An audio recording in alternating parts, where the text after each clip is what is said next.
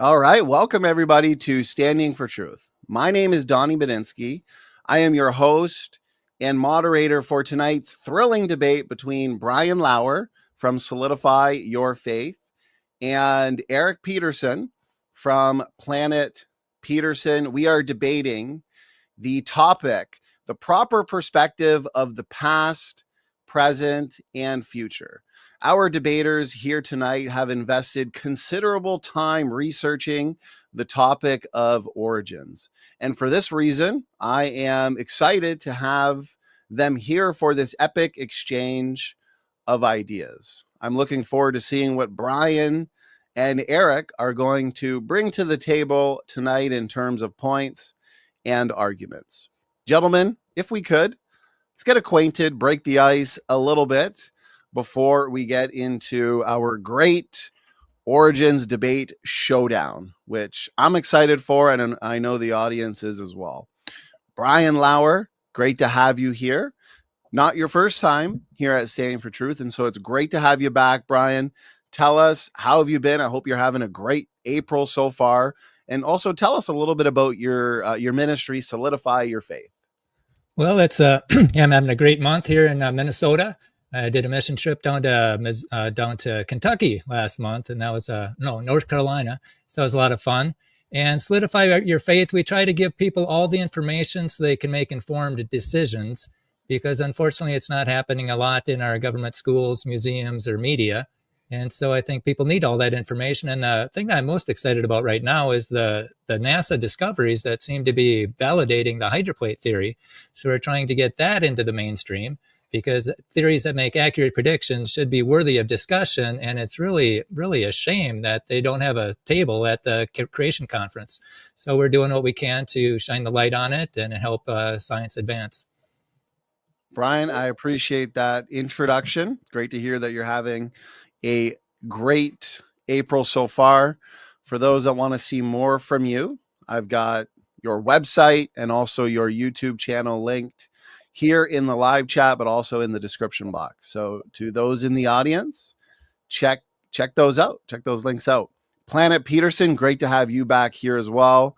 Certainly not your first time here at Standing for Truth. I do appreciate your willingness to engage in these important and always fun debates on something dealing with origins. So, Eric, how have you been since the last time you were here? If I remember correctly, the last time you were here was for a debate with T-Rock on perhaps the age of the Earth, something related to the age of the Earth. So how have you been since then? And also tell us a little bit about Planet Peterson.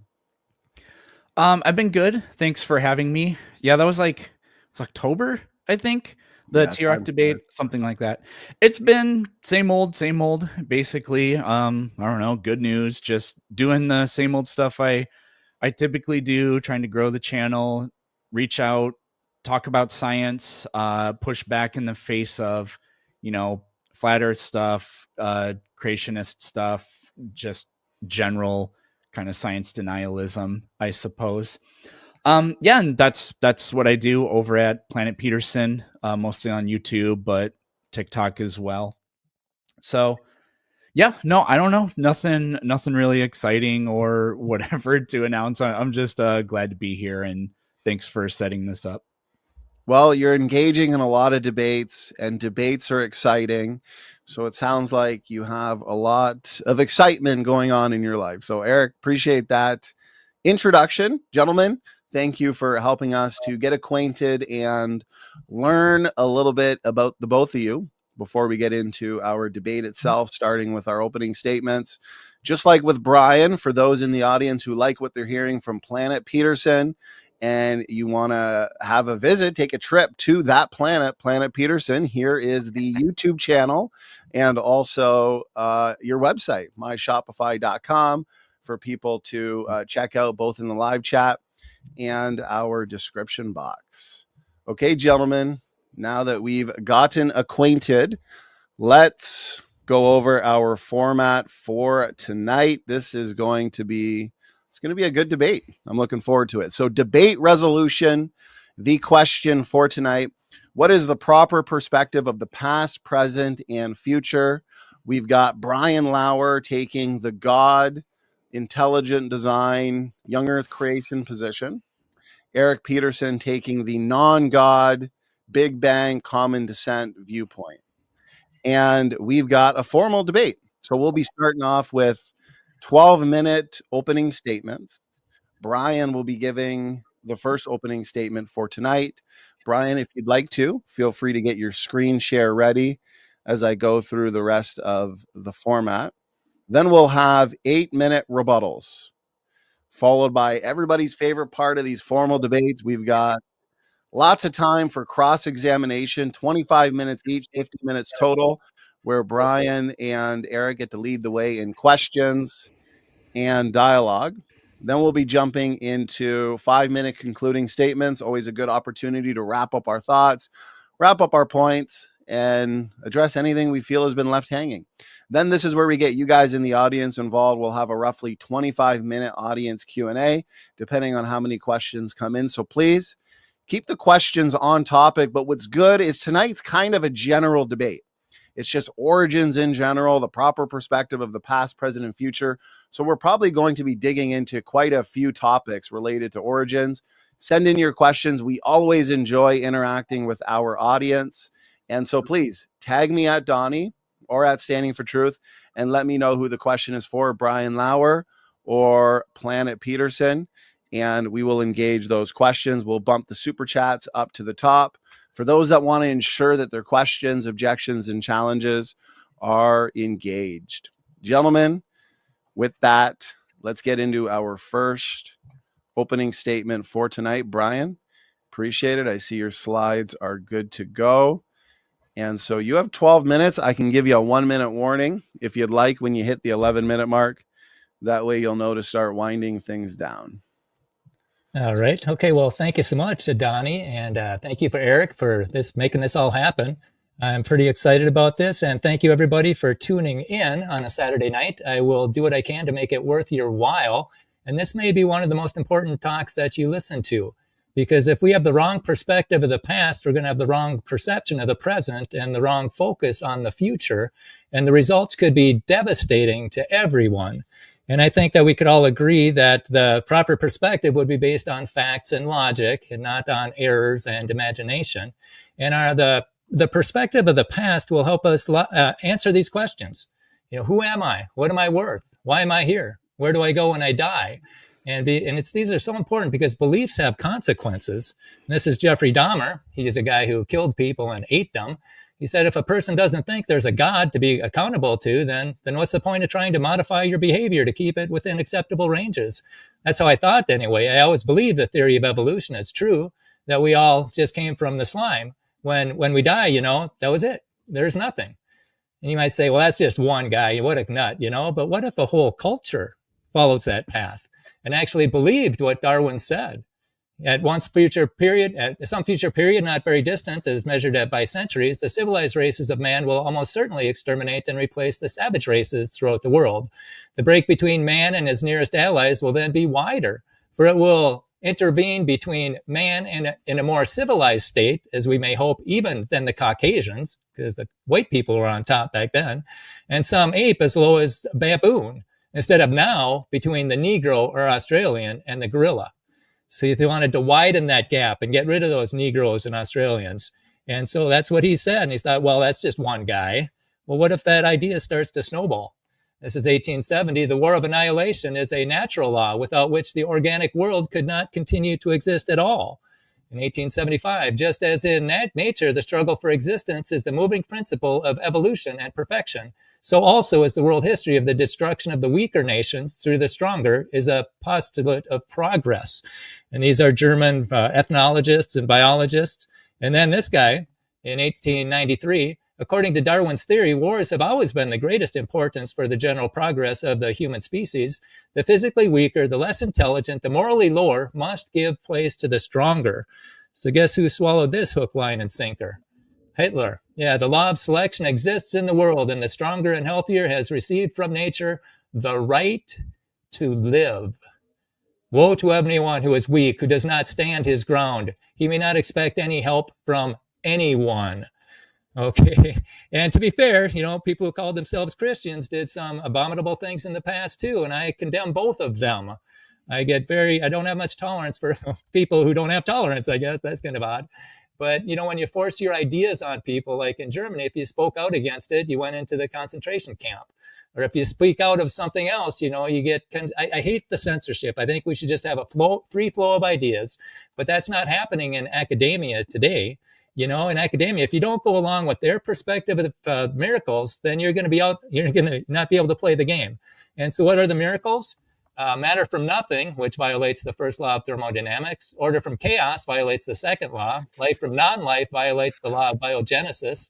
Immaterial ideas from matter, that's Einstein's gulf. He said that was a gulf that's unbridgeable.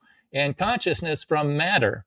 And I'll predict that Eric will not explain how consciousness came from matter tonight. In 20 years, I've never seen anybody attempt it, but maybe he will. I would like to see that. And here's some timelines for the miracles.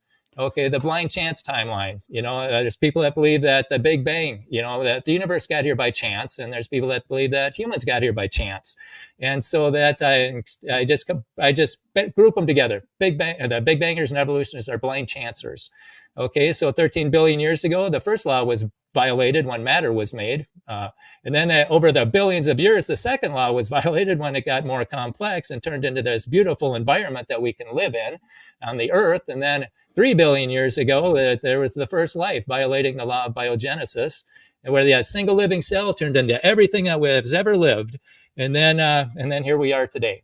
Okay, and another viewpoint is a creation timeline.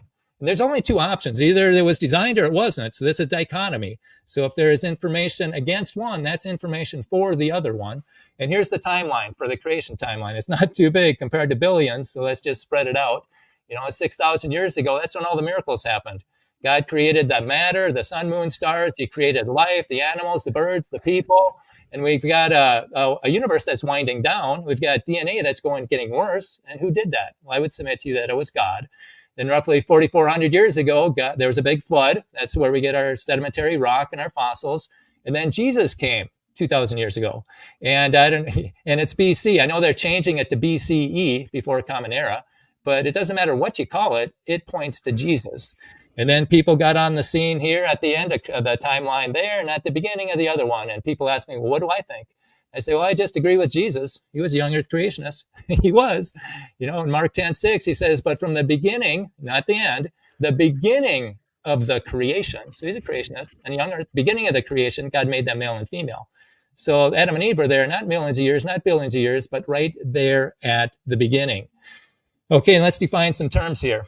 Using the scientific method, the National Academy of Sciences defines science as the use of evidence to construct testable explanations and predictions of the natural phenomena, as well as the knowledge generated through this process. Okay, so science is testable. That's what it says. It's testable. So if it's not testable, it's not science, according to the National Academy of Sciences. And that's what they're teaching in my town. So that's what I'm going with. That's what my textbook's, Brian. So I'm going with it. And then evolution. I'm not talking about big beaks or little beaks or even changes within a gene. I'm talking about the big evolution, molecules to man evolution, and maybe the elephant. And this says all life on Earth is related to a common ancestor that existed about 3.8 billion years ago. This process is called evolution. Okay, and this process is also called not science. This is not testable. You can't do any of this in a lab. This is a belief system about the past, and that's what we're talking about tonight. It's belief systems of the past. One's based on a creator and one's not. So this is not science versus religion. No, it's science based on one view of history that acknowledges God versus science based on another view of history that doesn't acknowledge God. And I'll just leave you with this. Ken Miller, Brown University, once said that intelligent design is a science stopper. In other words, they believe that intelligent design is something like this. It's a science stopper. But in the last video, we saw how, in the case of junk DNA, it was actually evolution that was stopping science and discouraging research. Intelligent design, on the other hand, not only encouraged research, but made predictions that turned out to be I can't correct. see the time it goes According to evolutionary theory, all living things are descended from a single common ancestor. This means that at one point, all living things trace back to the exact same DNA. Under this theory, the differences between species today only exist because of mutations that have built up in the gene pools over time. There's a problem, though. Mutations are dangerous. Changing any part of a functional genome is far more likely to harm or kill an organism than it is to help it. Kind of like driving a car down the road. If you're currently using the tires, it's hard to change them. But if the mutated genes are non-functional, if they're not currently in use, maybe like a spare tire, they could be tinkered with more safely. So the argument goes like this. You and this mouse are different because of accumulated mutations. Those mutations will most easily accumulate in non-functional regions. So evolution predicts that these different regions must be junk DNA. A 2014 paper used this reasoning to claim that only 8.2% of human DNA is functional, because that's the amount of DNA that's similar between humans and other mammals. But do you see the problem? If only the common bits of DNA are functional, why would a mouse be a mouse and not you? So some of this junk DNA has to be functional, torpedoing their entire logic. And on top of that, the first point in this argument, we're different only because of accumulated mutations, is an assumption. Scientists don't know that all genetic differences come from mutations. They assume that at the outset because their evolutionary viewpoint tells them to. But what if, and I know this might sound crazy, but hear me out, what if the differences in DNA are what help make us different from mice? Intelligent design not only predicts that this different DNA is likely functional, it predicts that this different DNA might be what encodes the differences between species. And as we learn more about junk DNA, this indeed seems to be the case. This elegantly explains the reason for many similarities and differences in DNA between different species. The similarities reflect basic proteins that are needed in different types of species. And the differences in DNA control the unique things about an organism. In biology, similarities between species are important, but it's the differences that make the difference. By assuming that much of the DNA that's different between species was junk, evolutionists missed out on crucial scientific data. Others rely on a junk of the gaps argument, claiming that until we find function in a gene, we should assume it's junk. But this argument is defeated by the trend line of the data. We're finding function practically everywhere we look. He too understood that you can tell a lot about a theory by the predictions it makes. He said this: if the human genome is indeed devoid of junk DNA, as implied by the ENCODE project, then a long, undirected evolutionary process cannot explain the human genome. If, on the other hand, organisms are designed, then all DNA, or as much as possible, is expected to exhibit function. If ENCODE is right, then evolution is wrong. In regard to DNA, I Brian, help science. For your last minute, did you want to Evolutionists pause the video and summarize? Because I think we're going on for opening statements. We don't mind a couple minutes of a video, but yeah. All right. If you wanted to summarize, you got about 1 minute. Basically, the evolutionists they did not allow for the junk, and they were wrong, and the creationists did allow for it, and they were right. And so I apologize for going after my stopwatch went dark on me. Sorry about that.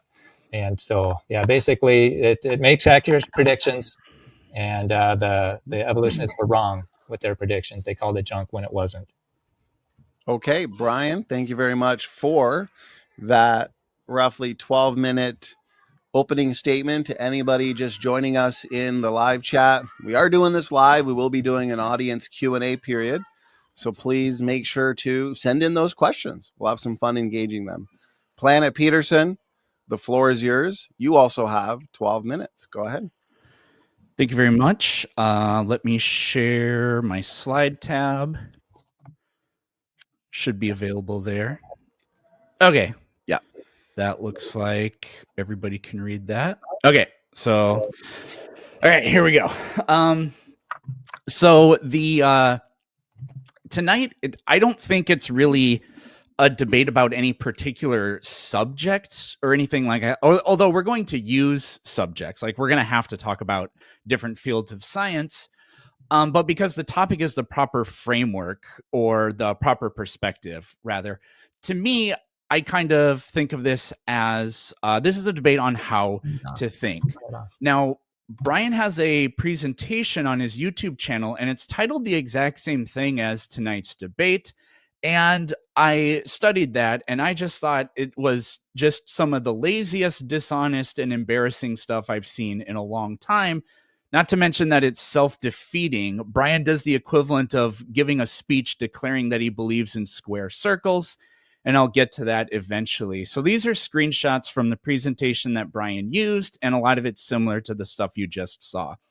So he begins at the outset by calling it, science-based, or by comparing science based on one view, a view of God, whereas the other view is there's no God. So you can see the unironic straw man here in the bottom right, blind chance and random collisions. That's the poisoning of the well and the straw man for the alternative position.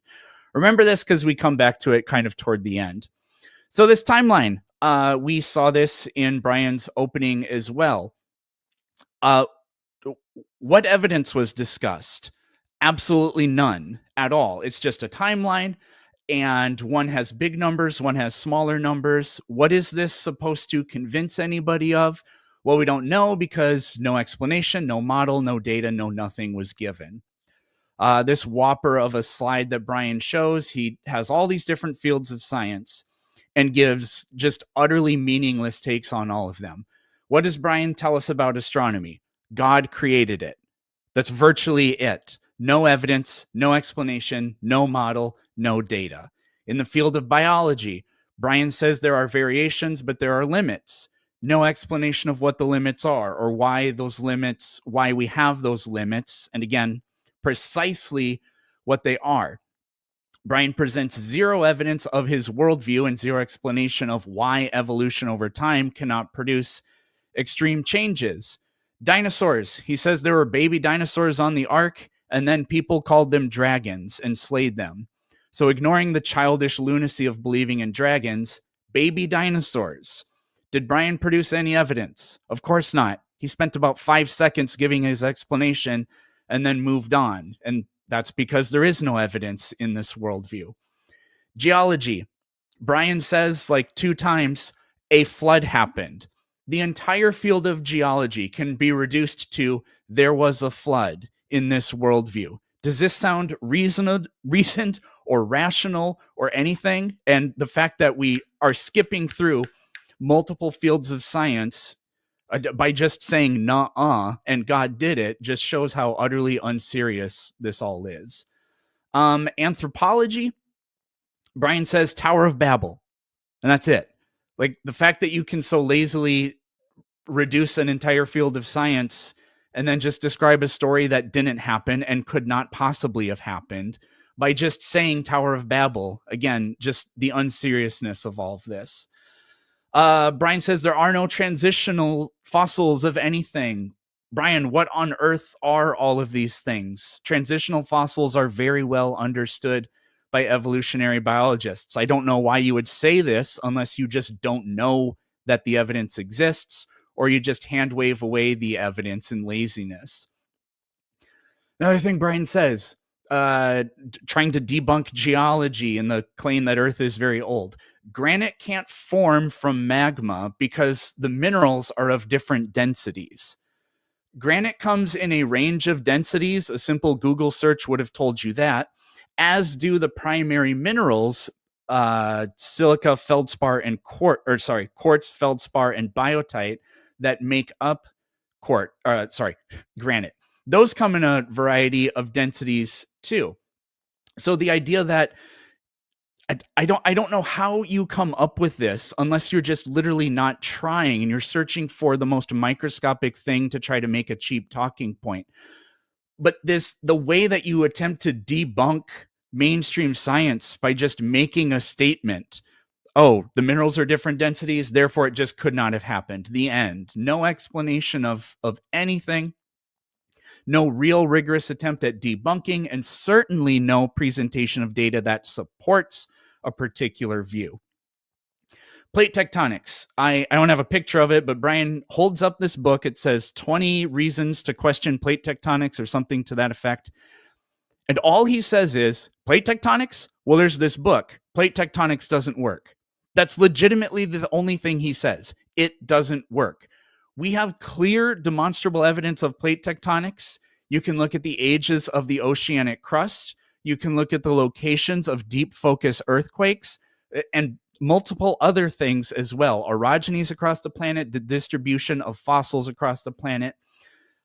I just don't understand how you can make these claims. I didn't have to do anything to rebut Brian's speech other than remember the material that I taught in high schools for 10 years. The alternative that we're being sold here from Brian, the comprehension of this alternative doesn't go to an American high school level. I didn't have to do anything special. And then, as if the incompetence wasn't enough, I don't know if Brian's a liar or what the deal with this is, but we saw this in his opening too. He brings up On the Origin of Species. So Brian takes this 19th century English and tells the entire audience, hey, see, this book was about one race being better than the other. On the Origin of Species famously skips over the question of human evolution. It's about other organisms. Races was the way people in the 1800s would describe what we call species. There's nothing about human evolution in this book, and it's not a book about racism. And then he goes on, we saw this quote in his opening as well.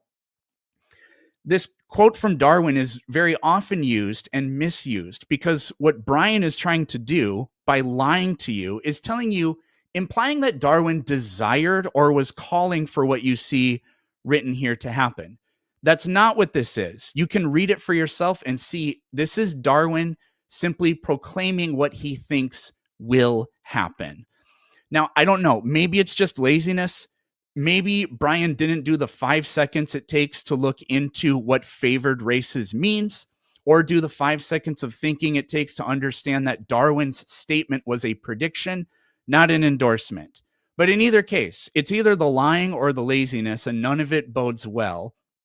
And again, it's clear that this is just such an unserious presentation. Couple more things. So this is by far the worst aspect of all of this. So Brian shows this slide again, and he says, well, which view should we go with? According to Brian, you can see the transcript in the video from him talking. He says we should throw away the one that violates the laws of physics. Brian, I don't know how you do it. I don't know how you get up every day and say you're teaching creation science while also proclaiming that if an explanation requires miracles, then it's not science. I cannot wrap my head around this. You openly believe in a contradiction. Creation science is not science by your own admission. The explanation that requires us to insert magic, which is an unknown process, to make the description of a process complete, makes an insane and asinine logical leap that the secular model does not. There are things we don't know, and we have tentative explanations that we are working on testing, but nothing in my worldview, which I think is the proper perspective, isn't scientific or a contradiction like this just blatantly is. Everything in Brian's worldview is unscientific and a contradiction. And then the Big Bang. So just more complete incompetency or poisoning the well. So like if I said, because we can see here, the Big Bang is nothing plus nothing equals explosion. If I sat up tonight, I will not do this. I will not sit up here and say, well, Brian's worldview is wrong because Santa Claus and the Tooth Fairy don't exist. That's a straw man, and it's intellectually dishonest. Nobody except creationists thinks that the Big Bang is when nothing turned into something. This is the most commonly regurgitated idiotic trope about the Big Bang, meaning it's the most commonly debunked talking point. And yet here Brian is saying it. This proves either you can't think, you won't think, or you're lying, because there's no possibility that you'd say something like this if you had just looked into it for even one moment, because it's just utterly humiliating to sound so dumb in front of a group of people. And nobody would do that to themselves unless they were just lying or, again, didn't spend even 5 seconds looking into it or thinking about it. Another thing, he tries to debunk star formation by appealing to Boyle's law. Boyle's law only applies when temperatures remain constant. This is one of the 3 ideal gas laws. So, Brian, do you know about hydrostatic equilibrium? Do you know about Jean's instability? Do you know about radiative cooling? And these are rhetorical questions, of course, because it's my opening statement, and we've already seen how utterly clueless, unread, unlearned, deceptive, and incompetent Brian tends to be. But what to sit here and say, oh, using 10th grade chemistry to debunk astronomy. This is exactly the same kind of thing that happens when a flat earther says they proved the earth is flat with a Nikon P900. It's just utterly lacking and unserious. And the very final thing is Brian likes to point out that there are unknowns in science. So we should throw out an entire field that Brian disagrees with, which unfortunately is many fields: geology, astronomy, evolution, well, just biology in general, I suppose.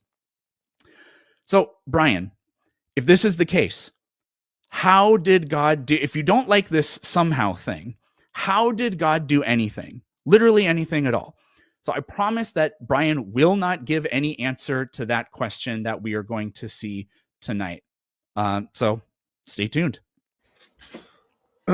Okay, that is 12 minutes and 12 minutes each for our opening statements for tonight. A lot of passion and energy so far in just the openers, but we've got 8-minute rebuttals. And so these are 8-minute periods to engage each other's arguments and defend our positions.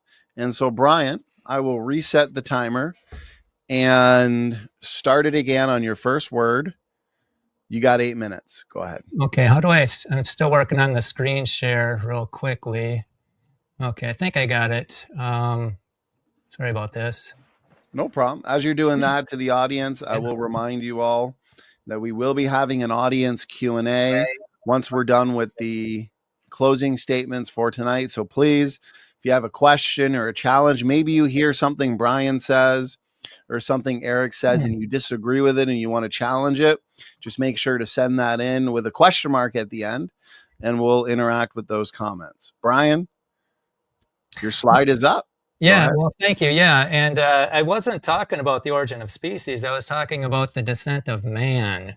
That's where he said it, and I said it in my other talk that Eric had looked at, but I didn't have time to say that during the opening. And so, yeah, this is from the descent of man, not the origin of species. And as far as the granite, this is from Dr. Walt Brown. He's got a PhD from MIT. And he says that had Earth ever been molten, its dense radioactive chemical elements such as gold would have sunk into Earth's core. Gold is 70% denser than lead, yet it is found at the Earth's surface. And he said, if melted granite slowly cooled, the first mineral to solidify would sink to the bottom of the melt if it were denser than the melt, or it would float to the top of the melt if it were less dense than the melt. A layer cake of minerals would form instead of granite, which is a granular mixture of minerals. Therefore, the entire Earth was never molten. And let's see here. Let me go down to... Oh, wait a minute. But then, Doug, there's Richard Gentry. He also found polonium halos inside of granite. And it's got a 3-minute half-life. And if that was the case, it said it's like finding bubbles inside of the...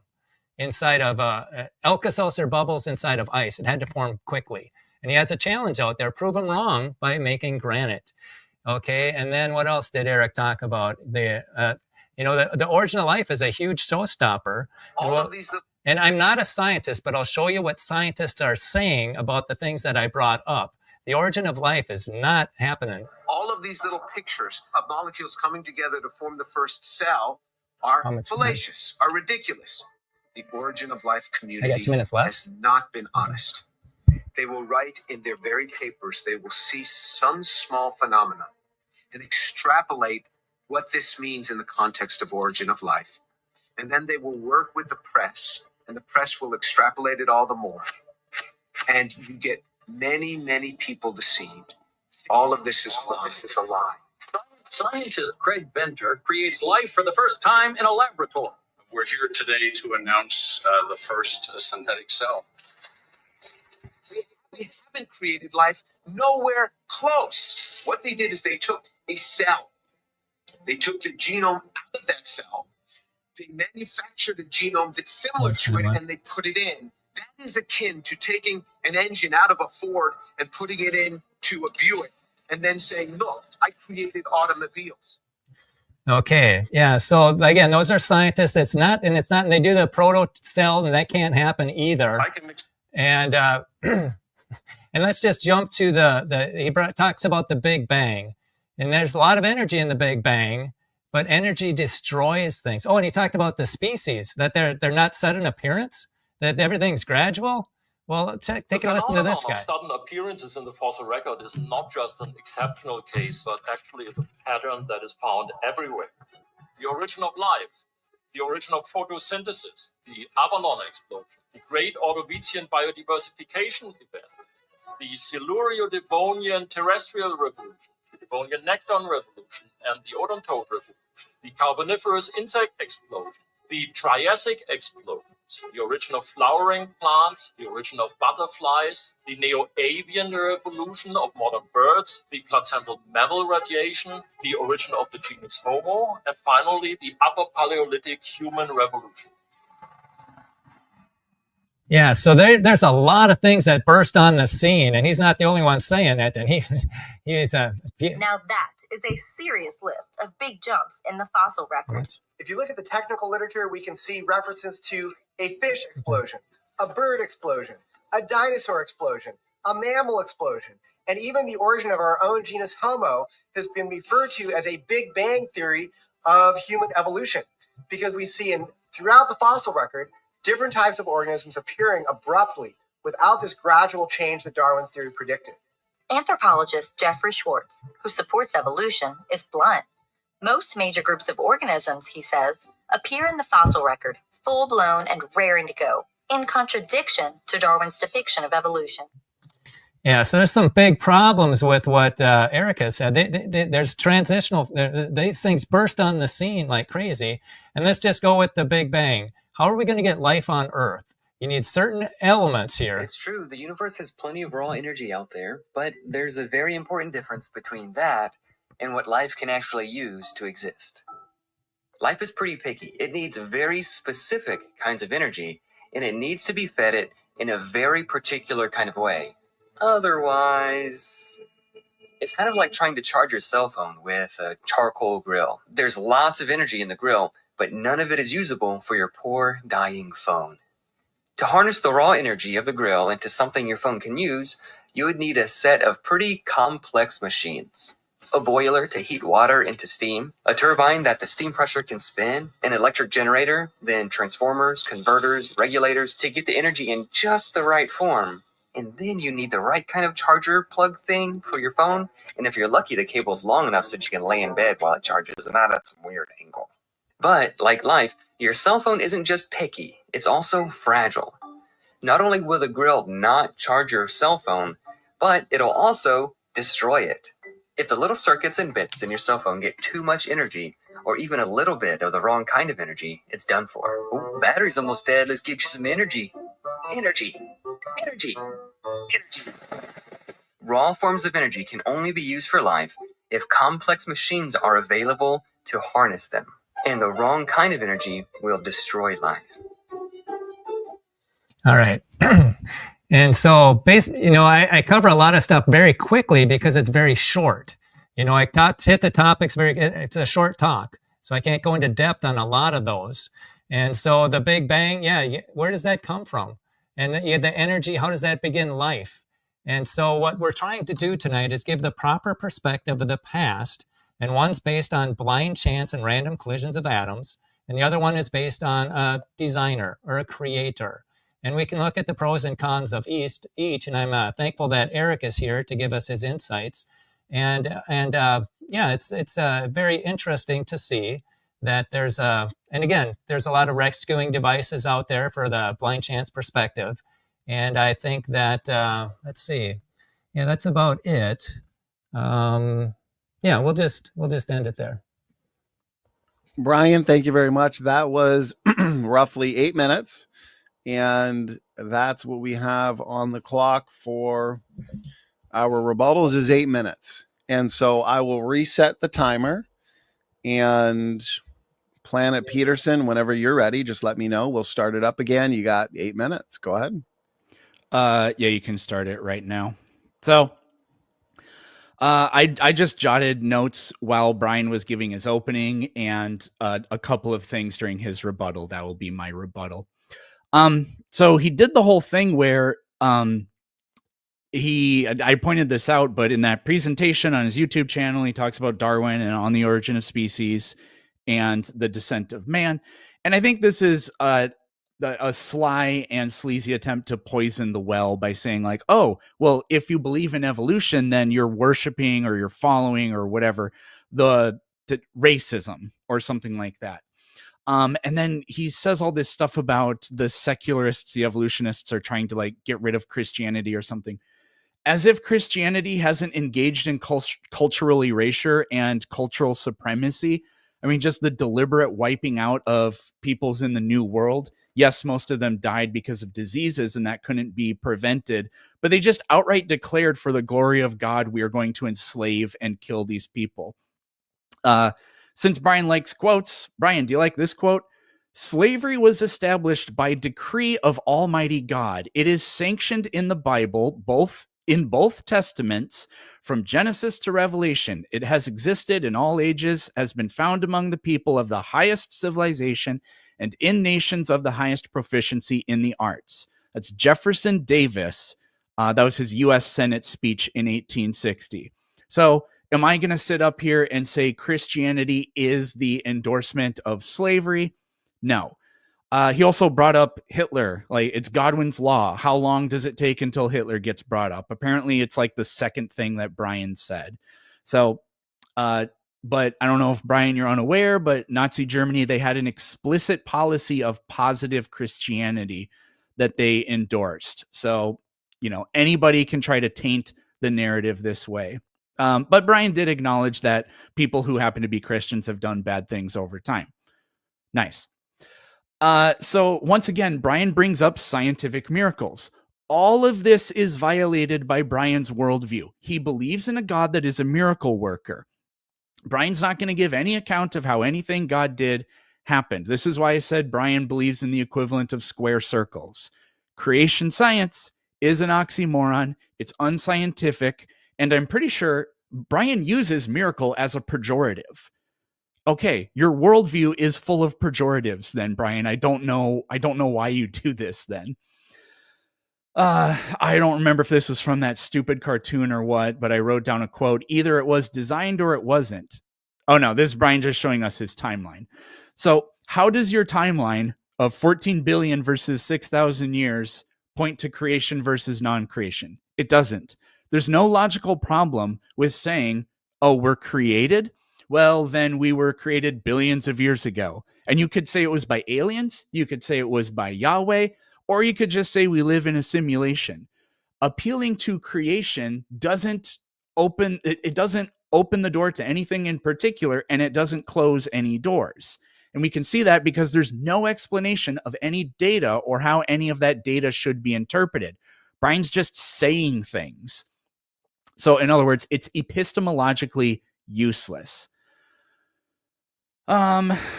Brian provides a definition of science. He says if it's not testable, it's not science. So Brian, I would love to hear, maybe we can do this in open discussion, provide a single scientific test of any biblical claim. And you won't be able to do that, so I hope you abandon creation science, but we all know you won't. Brian, he really went after evolution for not being science, because evolution is a study of the past. It's not observable, testable, and repeatable. This, again, just a completely ridiculous talking point. If something in the past happened, then there is predictable evidence that in principle you could find. So that is scientific. That's how archaeology, that's how forensics, that's how astronomy works, because we observe things that are very distant, we're observing them as they were in the past. Thank you to Albert Einstein for that insight. Evolution predicted the genetic structure that we see. It predicted the fossil record, and those predictions have come true countless times. Sorry, I had a hiccup there. We observe similarities in organisms. We test our hypothesis that they're related by looking for transitional forms or by studying DNA, for example. We find those predictions over and over and over again. Observable, testable, repeatable. Neil Shubin predicted there should be a tetrapodomorph transitional form in rocks of this age in this location. And then he went to the islands in Canada, Nunavut or wherever that is, and he found exactly what he was looking for. But that's just one example. But it's an extreme example because of how unbelievably precise it is and how it relies on huge numbers of other fields of science that are all telling us the same thing. A very old Earth that's gone through very different epochs and environments that have changed and life that has changed. If those things are all false, they can't correlate. You can't get these predictions coming out of them like that. The whole thing would fall apart. Oh, what else? The cartoon that he played in the during his rebuttal, I mean, that was just completely and utterly ridiculous. It didn't describe anything that precludes evolutionary science. It just said sort of like, DNA, is there junk DNA? Well, not really. And evolution? Well, nuh-uh. I mean, like, if Brian thinks that video had anything to say, then I welcome with open arms any challenge that Brian can repeat from that video to me during cross-examination. We saw Gunter Betchley. I don't know how to say his name, sorry.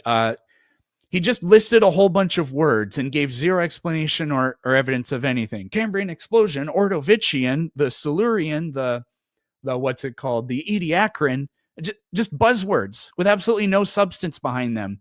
That Gunter guy should be a politician. He'd be great at it. All words and no substance.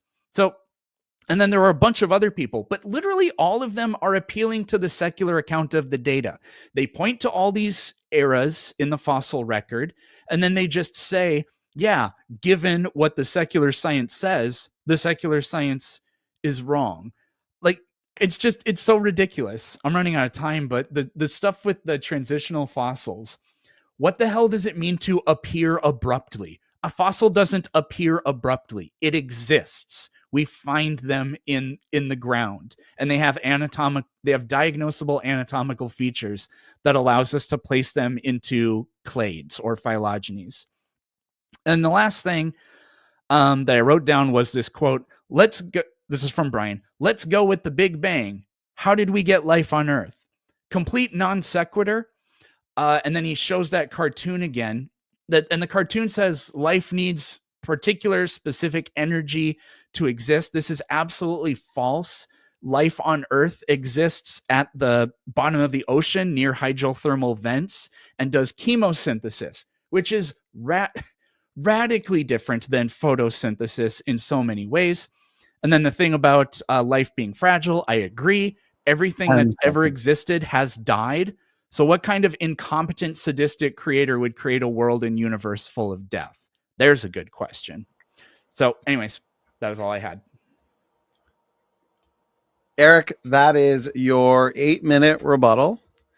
And gentlemen, we've concluded our opening statements of 12 minutes and rebuttals of 8.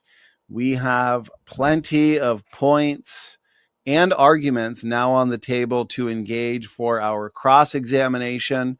Cross-exam, we have a total of 50 minutes broken up into two 25-minute sections. Eric just ended with his rebuttal.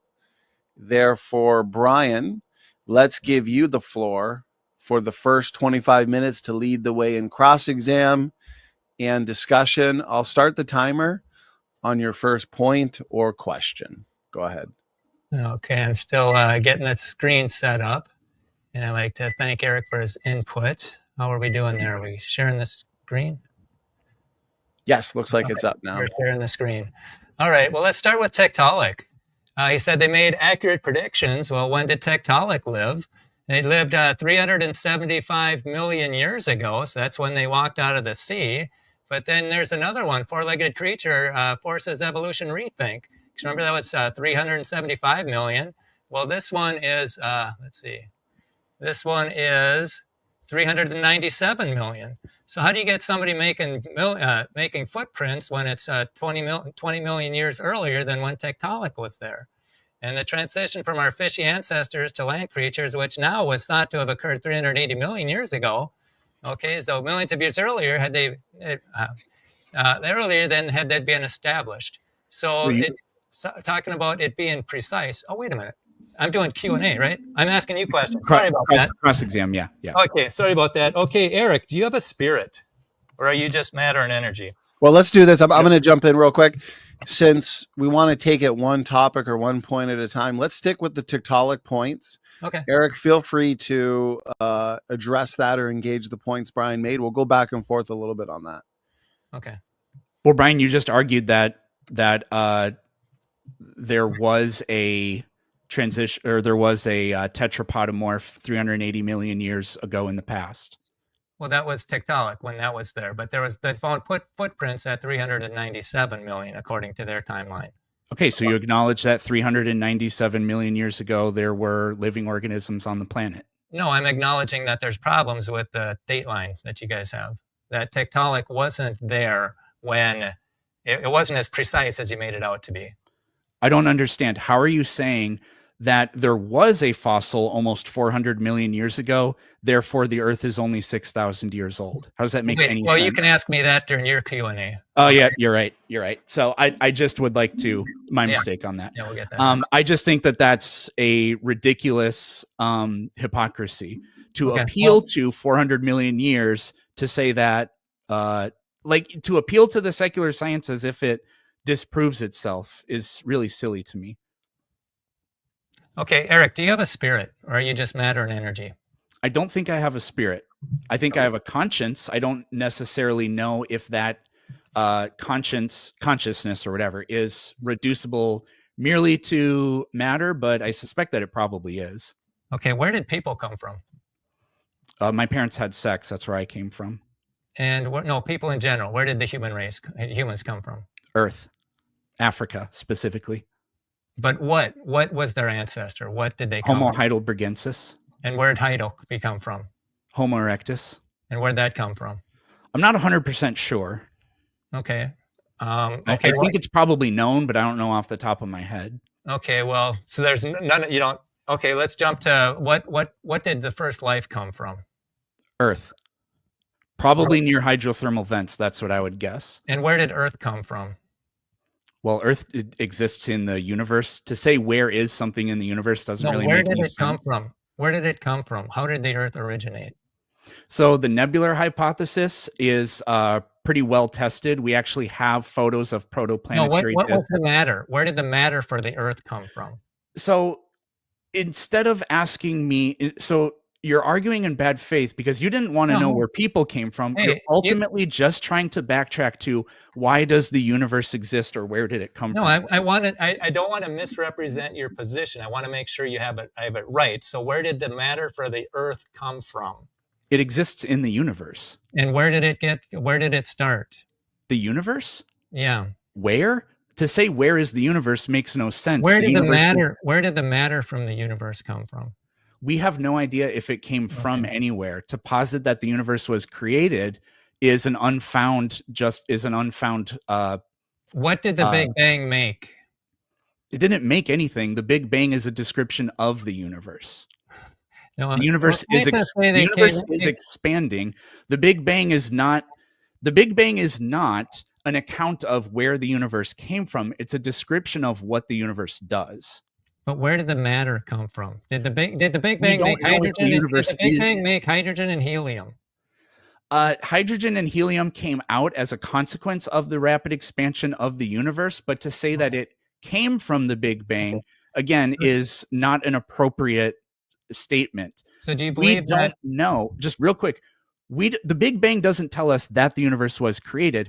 We don't know if the universe is created. It may be eternal. I'm asking about the matter. Do you think hydrogen and helium from the Big Bang turned into people?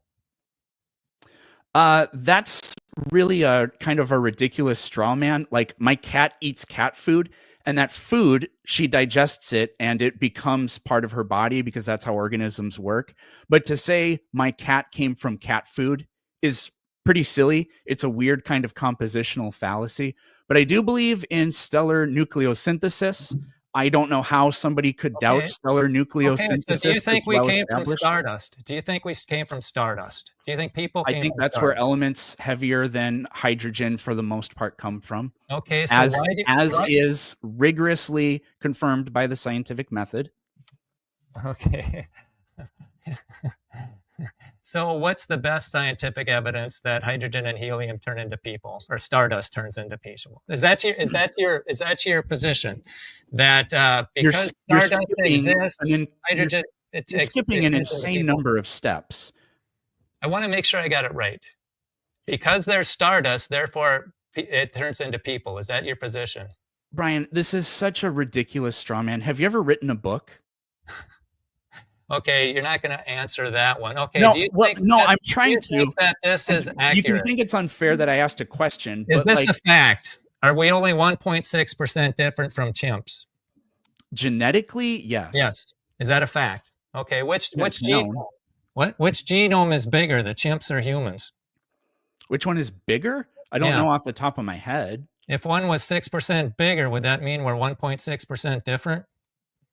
No, not necessarily. The way you compare genomes is really complicated. Yeah, here. This is how. If a genetic paragraph, thousands of letters long, appears twice in a human scroll, but only once in its chimp counterpart, should that second human copy count as thousands of changes or just one? And what about identical paragraphs that appear in both genomes, but in different places, or in reverse order, or broken up into pieces? Rather than monkey around with these difficult questions, the researchers simply excluded all the large mismatched sections, a whopping 1.3 billion letters in all, and performed a letter-by-letter comparison on the remaining 2.4 billion, which turned out to be 98.77% identical. So, yes, we share 99% of our DNA with chimps if we ignore 18% of their genome and 25% of ours. Okay, let's stop it there, Brian, and give Eric an opportunity to respond. And at least Eric, go ahead. little bananas. This is just a clarifying question. Was that from Minute Earth? Yes, it was. Okay, so we can't accuse Brian of using like creationist sources because Minute Earth is not that. I recognize the music and the voice. Yeah. So this is a complete non-starter because we're still more, even if you change the metrics, the measurements by determining how similar our genomes are, we're still more closely related to the chimps than anything else. The nested hierarchies of relatedness between organisms is conserved even when you change how you compare them, which is only evidence of evolution. Okay, because to me it looks like they manipulated the data. They cut out 1.3 billion to get that number. Do you think Lucy walked upright? Well, yeah, we know that. Well, did you know that they cut her hip to turn it from a chimp into a human? No, God, not here this we go. crap. The thing about Lucy being a chimpanzee, this was so ridiculous. The perfect fit was an illusion that made Lucy's hip bones seem to flare out like a chimp's. But all was not lost. So they cut it. They cut it to make Lucy's hip look like a human's instead of a chimp. Lovejoy decided he could restore the pelvis to its natural shape. Let me He didn't want to tamper with the original, so he made a copy in plaster. He cut the damaged pieces out and put them back together the way they were before Lucy died.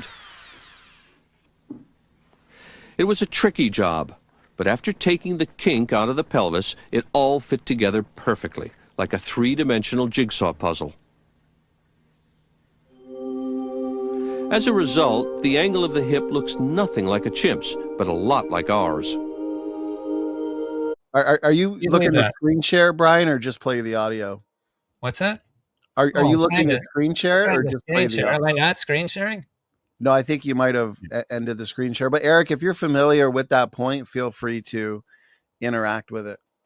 I don't remember the exact specifics of the hip, but the Lucy fossil, like when we find these fossils, they're broken into a lot of pieces and they get pieced together.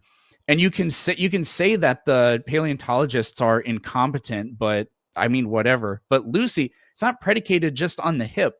There have been anatomical studies of Lucy's foramen magnum and of her femur, and we've compared the location of her foramen magnum versus humans, Homo sapiens, versus chimpanzees. And guess what? Lucy's is exactly in between us and them. Well, that's what you would expect in a transitional form.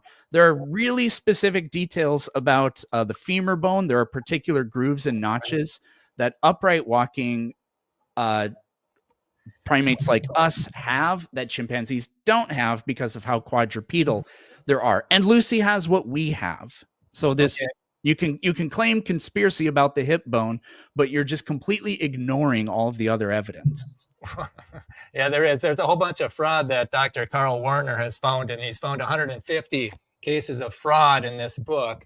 And the Lucy's hip, but we'll move on. And also the knee was a fraud too. Okay, let's see. The what was a fraud? The knee. Okay, how about this? do you think this is accurate representation? Embryology, that birds, bunnies, and people they look the same. Do you think that's a fact? Yeah, we have gill arches early in our development, but we don't have gills as fully formed adults. Well, those drawings look real close to Haeckel's drawings, which were frauds 100 years ago. Do they look pretty similar? But then that's what they actually look like. Did you know that those were frauds? That they were frauds 100 years ago? Did you know that? He was convicted of fraud by his own university, and they're still in our textbooks. Are you okay with that? You go back. Can I talk? Yeah. Haeckel was immediately dismissed by. I know, but I can't remember what his name was, but by an evolutionary biologist. Right. But should those pictures be in our textbooks? Yeah, there's no problem with them because if you go back, you have to be denying that we have gill arches early in development, which is just I don't know why you would say that. Do you think those things look the same? Do you think those are accurate? Brian, you can see the gill arches on the human embryo in that. I'm not talking about the gill arches. I'm talking yes, about we are, because that's what Haeckel's drawings depict. No, Haeckel, look at the middle. You have to take artistic license to make a representation of something, and his cartoons aren't photographs. Like, we get that. And he read into them what he wanted to see. What Haeckel specifically believed, which is stupid and false, is that we literally go through a reptilian stage. That's not true, but it is true that we do resemble other vertebrates. That's got nothing to do with my question. Those images were different than what he drew, but let's move on. Do you think the eyes are wired backwards? Is this a fact? Their science hasn't been able to come up with a working hypothesis to why our retinas are set up backwards. Do you agree with that? The photoreceptors are in the back of the retina, whereas mollusks. Well, I know that. Is there a reason? Are they wired backwards? Yeah. I think yes. So there's no reason for that, right? Is that what you're saying? There are random quirks of biology, like our recurrent laryngeal nerve that goes down. No. This is why it's the Smithsonian. Are you aware that the Smithsonian says this is why they're wired? It's no mistake, is what they say. The glial cells did indeed create columns of concentrated lights, and Medical Express says they're like fiber optic cables. And its optimization is just that color vision during the day is enhanced while nighttime vision suffers very little. So there's reasons for that. So do you think that this is accurate? They're ignoring those reasons. Do you think that's a good thing to do? I don't know what you're accusing them of. That the eyes we have are capable of working is not an endorsement of creation. They're not backwards. Okay, let's move on. No, they literally are backwards compared to a mollusk retina. They have a compound eye, and their photoreceptors are on the inside of the retina. That, but there's reasons for it. It turns it into fiber optics. That's what it says. That's fiber optics. Evolution selects that which is evolution can't select. Okay, so is it backwards or not? Yes. Okay, well then you deny the Smithsonian. Okay, do you think life can start in water?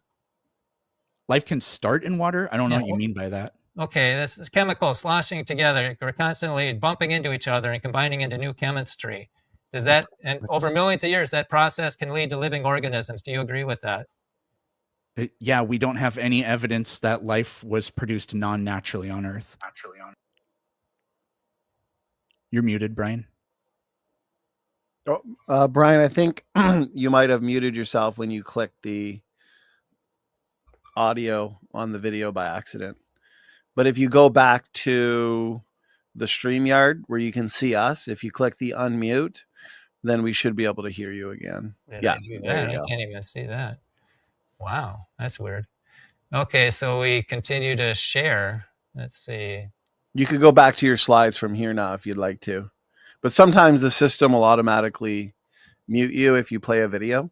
But you're good to go now for your next question, Brian. Okay. All right. Yeah, let's jump ahead here a little bit. Because NASA admits that water is a problem for life. You know, we're talking about how the question is, can life start in water? That's my question to you, Eric. All living organisms are mostly water. Like the idea I'm not asking that. Can life start in water? I don't see any problem with that. Again, we don't have any evidence. What's hydrolysis? What is hydrolysis? Hydrolysis is the splitting of molecules by water, I believe. Exactly. And here's a PhD in chemistry saying that life can't begin in water because water breaks apart the molecules faster than they get put together. And here's a NASA scientist saying the exact same thing. Life cannot begin in water. It's a problem. I don't have time to show you the video. And you did you know there's $10 million on the table if you can produce a cell that divides? Did you know that? I don't think I've heard that particular challenge, no. Did you know no one knows how the first cell came about? Did you know that? We have low resolution answers, but we don't know exactly. Yeah, that's right. They can't. And you don't know how God did anything, so I don't know what. That's right. I believe in the miracle maker, but you don't. Okay, here's this. Here's this tree of life.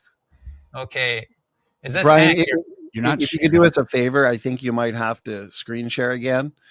You may have clicked the stop screen, but you guys are doing good. You just hit the 17-minute mark, so we still have 8 minutes, it looks like, for this round of cross-exam.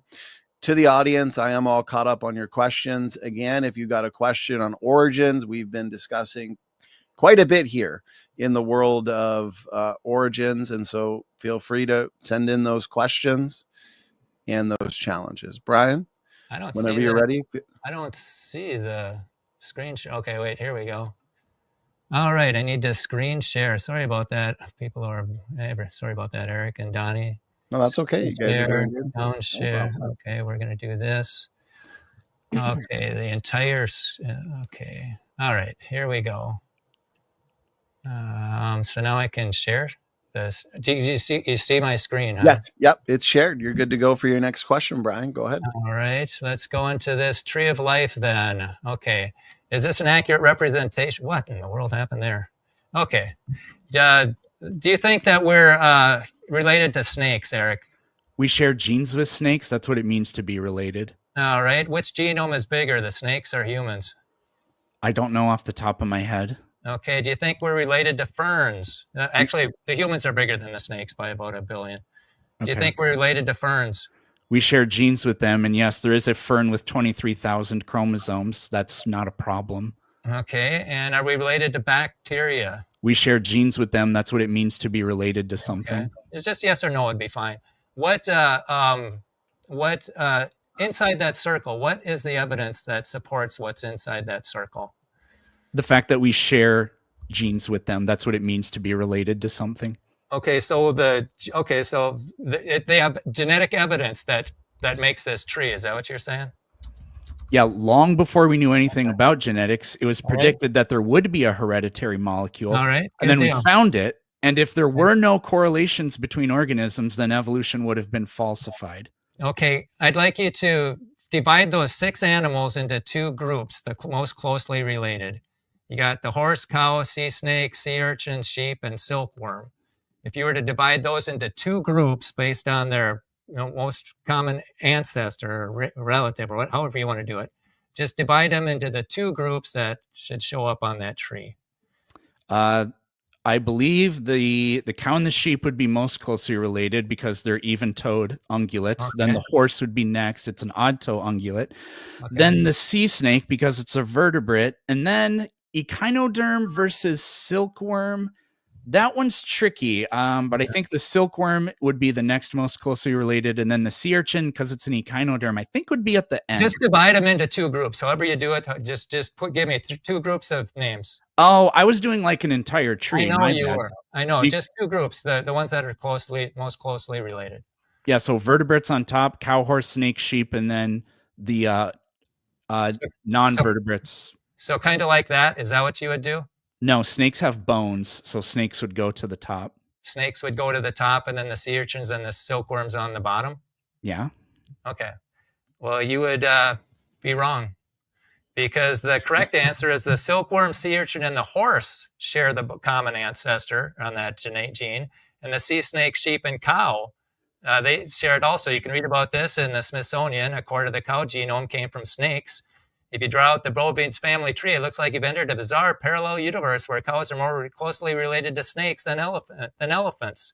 And this is the family tree. You've got the silkworm, the sea urchin, and the horse right on top. And then you've got the sea snake and the sea sheep and the cow on the bottom. And there's example after example of this happening. So do you still think that that's an accurate representation of the life on Earth? Yes, I do think this is accurate. I'd have to go back to what you showed me there and study that for a second to get exactly what's going on there. The bovid family tree, bovid bee family tree, it's part of the DNA. Mm-hmm. And so they compared them. And the horse shows up with the sea urchin, and the sea snake shows up with the sheep. Okay. According to National Geographic. Yeah. I've got it. I've got it pulled up, but it's paywalled, so I can't really read into it. And I've got probably a dozen of these where the genomes don't fit what they expect. But you can ask about them later. But let's move on. Okay. Has collagen been found in dinosaur bones? Yeah, tiny fragments of it. Okay, how long can collagen last? Thousands, millions, or billions? Yeah, this is hilarious. You guys say it can't last millions of years. A, B, or C. You don't think that the universe even is that old, so you A, can't B, or make C, that Eric. claim. A, B, or C. Thousands, millions, or billions? It's unknown precisely. Oh, it is known. Collagen survival rate, research guide. They've got it at between 0.2 and 0.7 million. This is not lasting. We haven't had that much time, so you don't know that. Well, it can't last a million years, but according to you, that much time hasn't passed, so you don't know that. No, this is what they're saying. The point of it is it can't last millions of years, and there's other. How do you know that? Well, not my turn. Sorry. Yeah, it's what they're saying, and there's other sources that do that also. Have blood cells been found? Have they? From what I understand, I read into this when I wrote my first yes book. Or no. Just yes or no.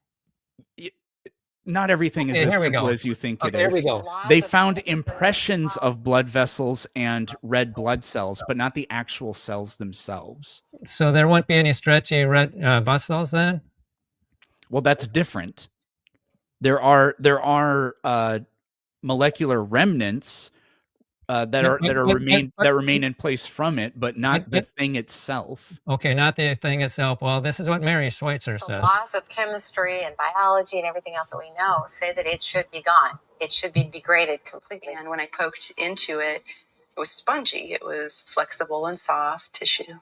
Flexible tissue from a 68 million year old dinosaur? Blood vessels. Transparent, hollow, pliable, flexible. branching blood vessels that contain small round red microstructures floating in the vessels. I said, this is not possible. Do it again. We got another piece of bone.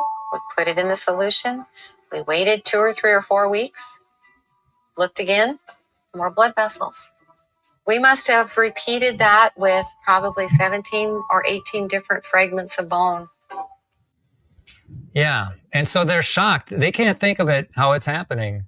And okay, has C14 been found in dinosaurs? Well, before you answer that, Eric, did you want to respond to the soft tissue Mary Schweitzer video at all before we move on? Not really. I kind of said what I wanted to say about it before. Okay. Brian, go ahead. Move on to the next question. You have just over a minute left, by the way. All right. Yeah. It says, has C14 been found in dinosaur bones? You can find C14 in anything, including metal, which has no carbon in it, because there's always contamination. This has been experimentally verified. Okay. So can we test carbon dating? Yeah. Or is that falsified? Oh, but it could be carbon dating. Well, they have found dinosaurs. You could go to newgeology.usa. Okay, yeah, you find carbon-14 in metal, which has no carbon in it. Which dinosaurs turned into birds? Oh, geez, you really don't know anything about evolution. Which one of these which one has bird hips? Stegosaurus or the T-Rex? This is... How are you like this? This is not how you determine what evolved from what. Well, I'm just asking you, which one had bird hips? Was the Stegosaurus or was it the T-Rex? Now you're switching your question, so you're being completely dishonest again. Neither of those is the ancestor of birds, and anybody who's looked into this for 10 seconds would know that. Okay, let's forget about that. This exposes quite a lot about you, doesn't it? Well, let's forget that first test. Which dinosaur has bird hips? Is it the Stegosaurus or the T-Rex? The Orniscians have more bird-like hips, but the earliest birds have theropod dinosaur hips. Go look at an Archaeopteryx or a Microraptor or whatever. Which one? Is it the Stegosaurus or is it the T-Rex? Yeah, this cute gotcha that you're trying to do here is just you being a completely shady and dishonest human being. It's absolutely repugnant. You changed your question to try to, and then when you realized who you're talking to, you flipped it so you could, okay, but which one does it look like? Utterly ridiculous. Are there modern animals inside that circle? Do fish exist? Yes. Are they, would you have common ants? Would you have common, would you have animals that are living organisms, current day organisms inside that circle? Yeah, birds and fish exist, for example. Yeah. One more question, Brian. Okay. What is that supposed to prove? Well, yeah. Yeah, basically, how did life begin? I can give you a low resolution answer, which is chemistry, because that's how life works today. Or we could go with magic. Which one do we have evidence of? Not magic. All right. Yeah. Well, okay, gentlemen. Very stimulating, fast-paced first roughly 25 minutes. You guys had me sweating, a little more stimulating than I'm used to, but it's good for a Saturday night showdown on Origins, isn't it? So Brian, Planet Peterson, that was our first round of our 50-minute cross exam. Brian, you led the way for roughly 25, 26 minutes on questions related to the topic.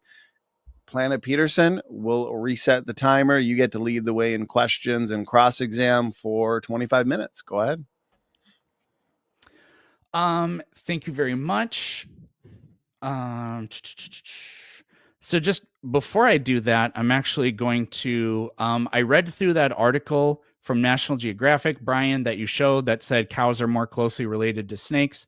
That's not what that article says. It's just demonstrating that there's the transposons or the retro DNA or whatever. It throws a wrench in the way we do DNA analysis sometimes. So you're just peddling falsehoods by saying that. So anyways, on to the cross-examination.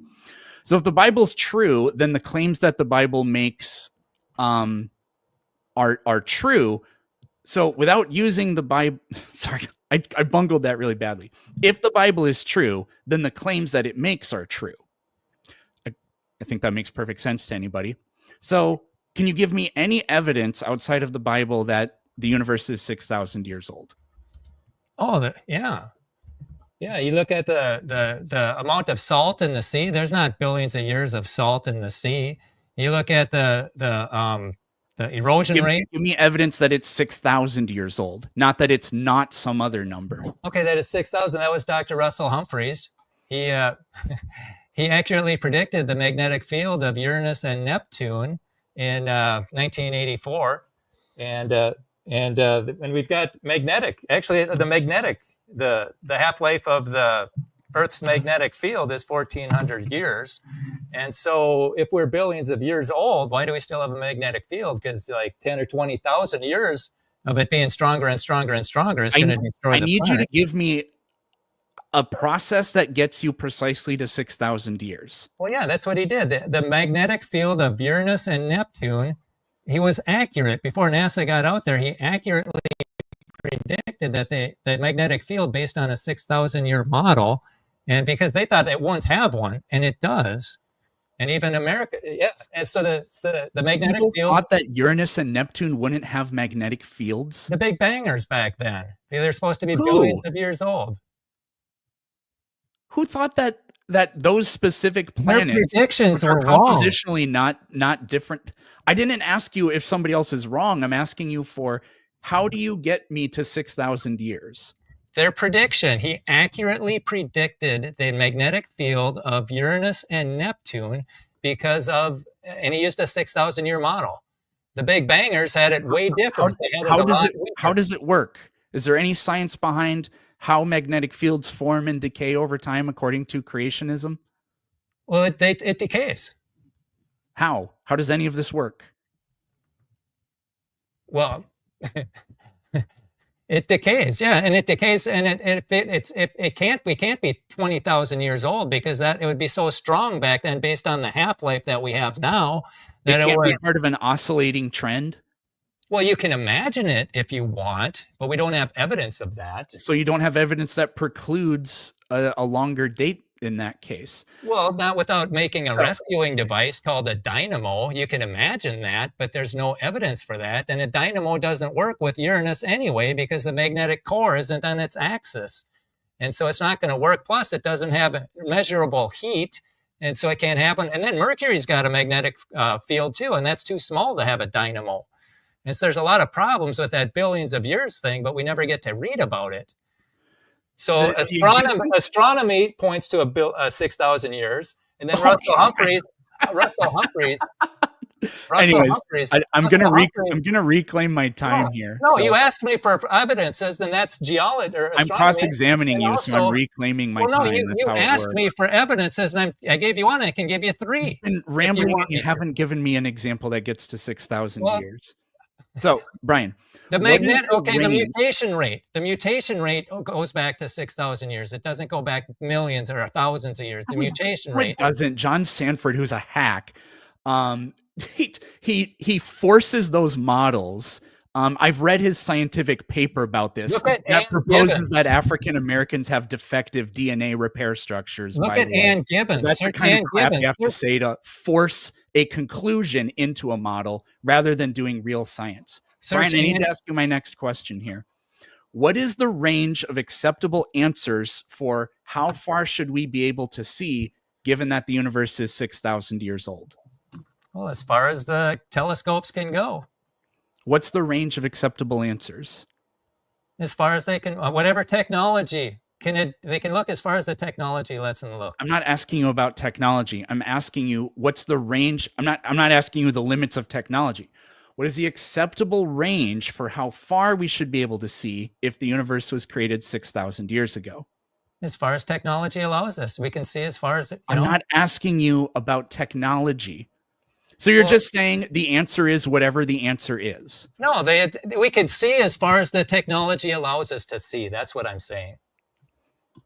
There's no range for how far we can see. We can see as far as the range, as far as technology allows us. You're completely misunderstanding my question. So if I said a car's been driving at 100 miles an hour for 1 hour, the acceptable range of answers is really small. Well, that's different. Driving and seeing is different.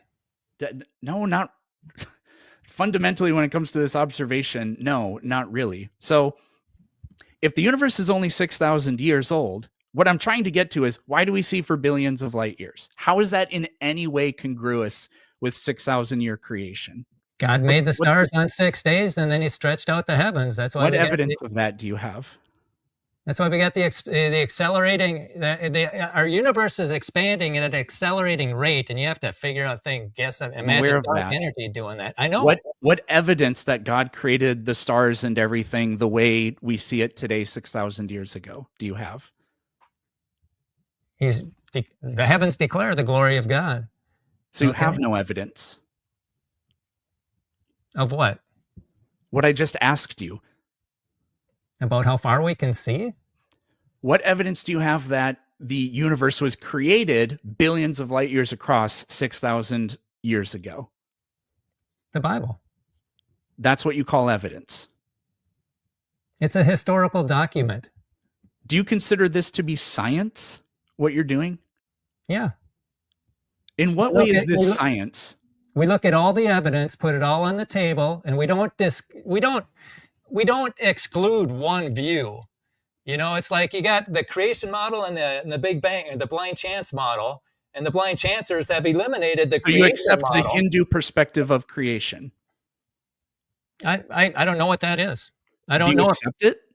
I don't know. Do they have a book that's historically, archaeologically, and prophetically and scientifically accurate? You have that? Yeah.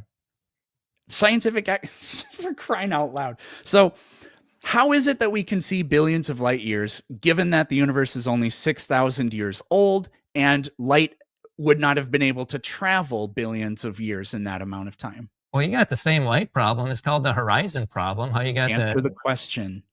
Okay. What? How is that? God stretched out the heavens. What evidence of that do you have? What evidence of that do you have? It says that several times in the Bible. He stretched it out. He stretched it out. That's not evidence. What evidence of that do you have? How can you explain this scientifically? I believe he created everything with the word of his mouth. That's a scientific explanation to you? Well, there's science that backs it up. Such as? Semantics. What? Semantics. What is semantics? It's the science of visible sound. What does that have to do with the universe being billions of light years across? Well, he if he can make stuff with his voice, he can do that. I'm asking for evidence of what? What does this thing about sound waves have to do with the universe being billions of light years across? It has to do with him creating it. The Bible says that by the word of his testimony, by his word, he made stuff.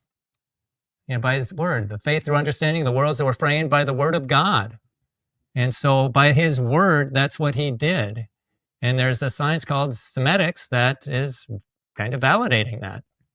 In what way does it validate that the universe is only 6,000 years old? Well, it is, not the age, but that sounds can produce things. So you think that, jeez, where on earth do we go from here? Did God use the laws of physics to create the universe? Well, he didn't use the first law because that's matter from nothing. He made matter from nothing. He didn't do the second law because he organized it real well. And also the law of biogenesis. Well, I guess a life giver did give life. And the rest of it he probably did with semantics. I was really just looking for a yes or no. Did God use the laws of physics to create the universe?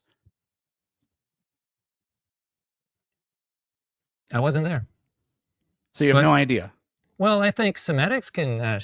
I think there's evidence that words can create things. I think there's evidence for that. Could you give one example other than the thing we're discussing here, which is the creation of the universe?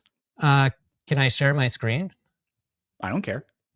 Is that possible there, Johnny? Yeah, sure. What do I have to do? Just click the present entire screen. Okay. And we can entire screen, share screen. Share screen, the entire screen. And just for time, you're just a little less than 11 minutes. Don't count this. Give him extra time. I got to pause. No worries. Yeah. John Stuart Reid of Keswick, England, is the co-inventor of a new instrument called the cymoscope. It converts sound into three-dimensional geometric images in water. Sound effects matter in surprising ways, a mystery that has recently deepened. Cymatics is the science of visible sound. Here we have the beautiful song of a humpback whale.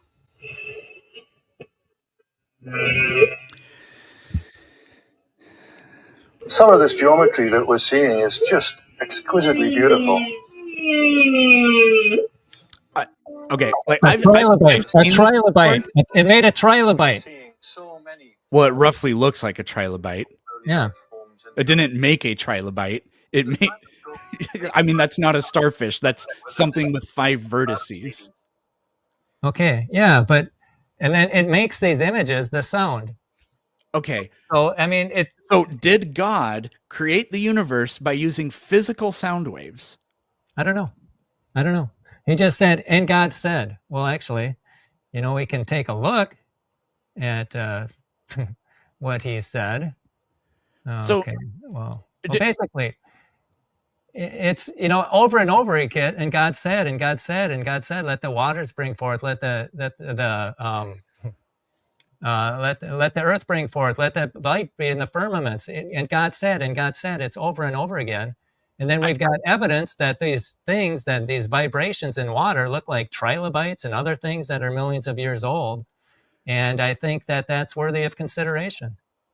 The clouds look like things. And if I invent a religion that says everything was created by clouds, then all of a sudden I have evidence? No. I'm really trying to get I can't tell if you're agnostic about this or if you're trying to avoid answering the question. Does God use the laws of physics to perform his miracles? Hey, I'm not God. You have no idea. Have no idea. So should we discard the God hypothesis because it violates the laws of physics? What's that? Should we discard the God hypothesis from science because it violates the laws of physics? Well, no, it just defeats the definition of science, not the laws of science. You define God out of the science book. Here's a science book that says it's limited to physical explanations. Here's another one that says our goal is to provide natural explanations. Another one says that and it goes on to say that there's significant uncertainty about how life began. However, any questions that remain are about how evolution works, not whether it occurred. So they won't even allow a designer in the classroom. They won't allow it's not scientific. Well, that's because you define science out of it. You say it's a naturalistic process. You define your creator out of it. Yes, you do. You said, okay, are you going to retract your statement that an explanation that requires miracles is not scientific? Because you said that. Well, that's because you go a little farther in the talk. And I say, if you allow for God and the miracles at the beginning, you don't break any laws of physics. And what I'm talking about is changing the definition of science to allow for it. How does a miracle preserve the laws of physics? What? How does a miracle preserve the laws of physics? How does a miracle preserve the laws of physics? Yes. How is a miracle consistent with the laws of physics? A miracle, by definition, is a violation of the laws of physics. Well, yeah, you tell me. You tell me where the matter came from without violating laws of physics. You tell me how it all got organized without violating laws of physics. You tell me how life began. I'm not trying to give you... I've never given you an answer of where the universe came from. I know. It's a perspective of the past, and you need to look into that. I don't know isn't a perspective. It's an admission of something, but it's not a perspective. You're trying to sell people that a miracle happened while saying that your system is scientific, while saying miracles, if you have a miracle in your explanation, it needs to be thrown out and it's not scientific. This is so contradictory. We all believe in miracles, Eric. No, I don't. Okay, then where did the matter come from? I don't know. Okay. Well, it had to happen. Is that a miracle? Is me saying I don't know what happened, me saying that a miracle happened? Okay, just because you don't know how it happened doesn't mean the question it was, if I say I don't know what happened, does that mean I'm claiming that a miracle happened? Well, where did the matter come from? The question is, if I say I don't know what happened, does that mean I'm claiming that a miracle happened? That's semantics. Yeah, so the question is, if I don't know what happened, am I claiming that a miracle happened? Well, you're not claiming it, but you're precisely. But you still, it still had to happen in your worldview. You still had to have matter from nothing, life from non-life. It had to happen, whether you know how it happened or not. And if you don't know how it happened, how do you know God didn't do it?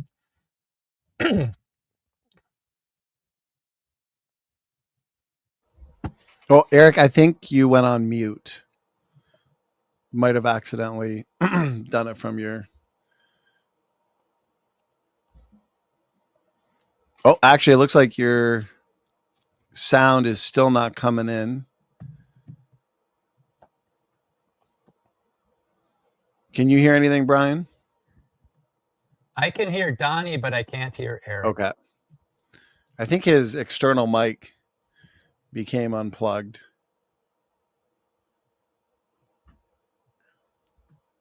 I'm not sure what he's saying. Oh, private chat. Yeah, we can try that. Yeah, if you can leave the studio, reconnect. That should work.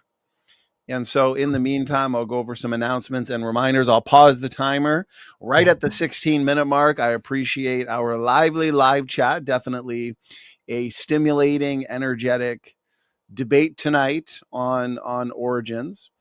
And so reminder to everybody in the audience, this completes another week of debates. Last night we were here for a soteriology debate, and tonight we are here for an Origins debate. And so we've gotten a little bit of all the worlds, trying to give you a diversity of topics here to enjoy.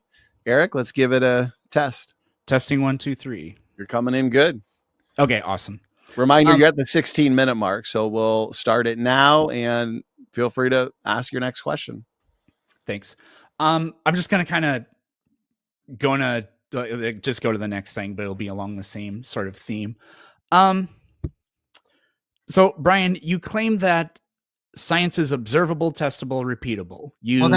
That's what the National Center for Education. I mean, that's our textbook. It says it's testable. That's what our textbook says. So that's what I'm going with. Sure. Does the past fit any of those categories? Does the past fit if it's testable? Testable, observable, testable, repeatable. Does the past fit any of those categories? Well, if somebody observed it, yeah. I'm talking about us today.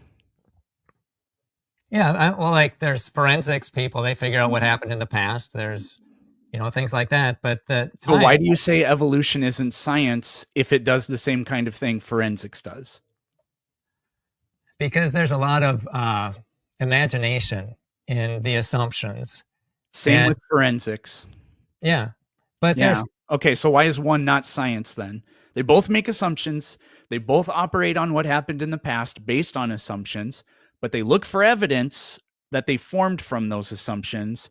But one is science and one is not science. How does that work? Well, it's because you're looking so far in the past. There's so much assuming going on there. Being afraid of big numbers is not an argument. What's the actual argument? What? I mean, if millions of years, that's so long ago. Hand wave it away. What's the? That's the best you can do for dealing with your hypocrisy of forensics is science, but evolution isn't science, when they're both scientific investigations of the past predicated on assumptions. Well, yeah, there's a murder yesterday and there's got fresh evidence, but then there's these bones in the dirt. I mean, there's a lot of time for things to get misinterpreted there. And it all goes to our assumptions. If you believe in blind chance, you're going to think millions of years. And if you believe in creation, you might think of... Where is the blind chance in the evolutionary perspective? Where's the designer in the evolutionary perspective? You should have asked that question when it was your turn. Where is the blind chance? Random mutations. How is that blind chance?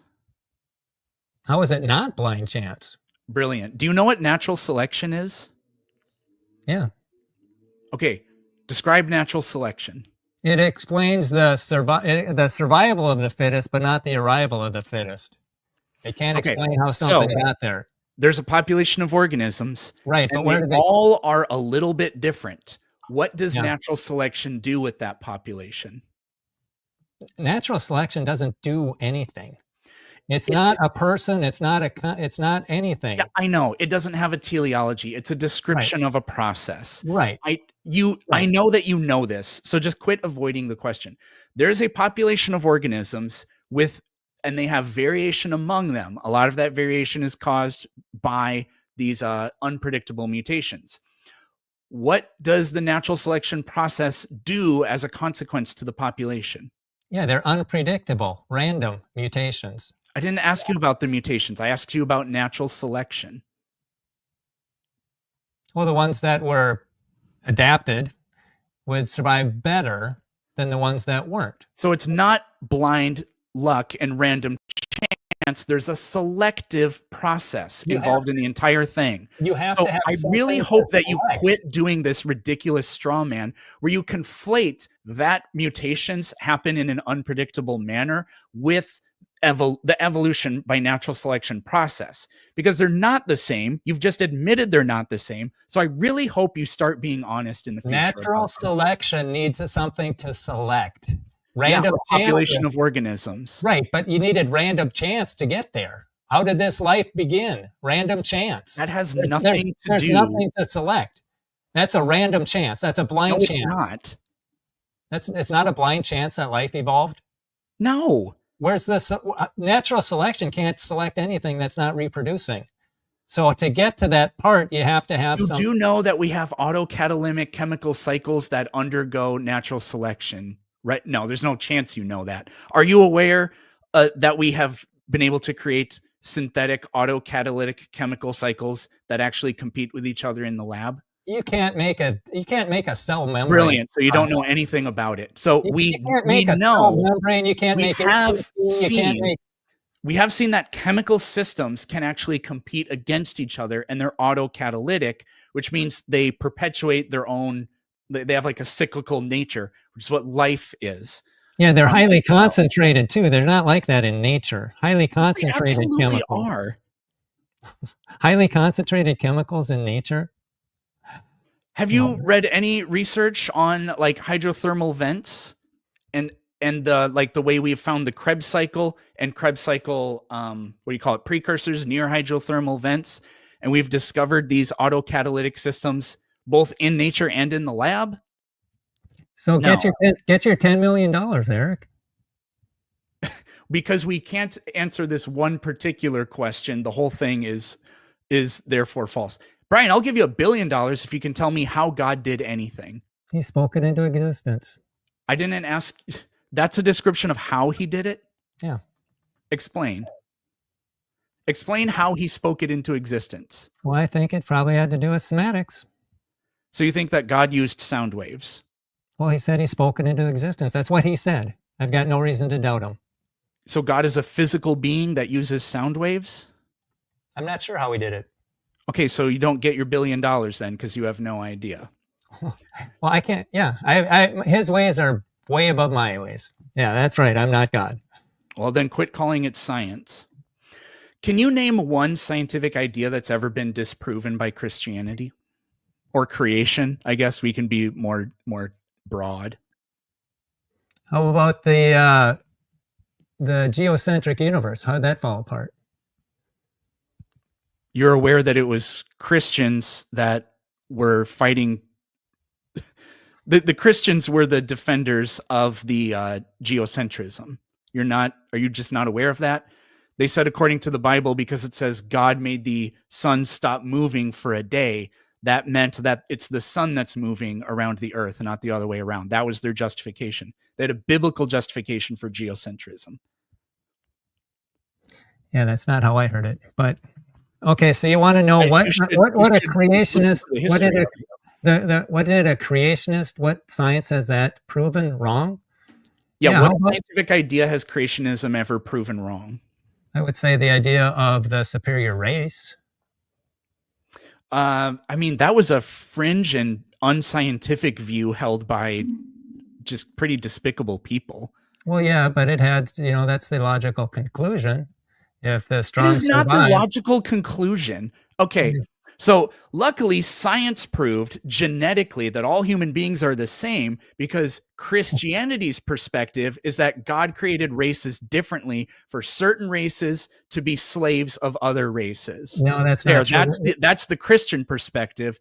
Thank anything other than God. We don't have bullshit like that running around anymore. Thanks science for debunking the racism of Christianity. I think we're at the end of my time. That's not true. Yeah, it's a ridiculous straw man to mirror your position. No, we're all of one blood. We all go back to Noah. Not according to the Bible. Yeah, it is. Yeah, it's that's exactly what I'm quoting. Think that way. So in the exact same way that you said there were racist people who had false scientific sounding ideas, that means that that's what science was, and thankfully Christianity disproved it. I'll just flip that right back at you. Jefferson Davis, that's your guy, the racist that said that blacks were created to be the slaves of whites. That's the Christian perspective. Luckily, we now know, thanks to genetics, that that's not true. Thanks, science. No. Brian, feel free to have the last word, because Eric had the last word in the last round. We are a little bit over the 25-minute mark. So again, feel free to respond however you'd like to, and then we'll jump into some concluding statements.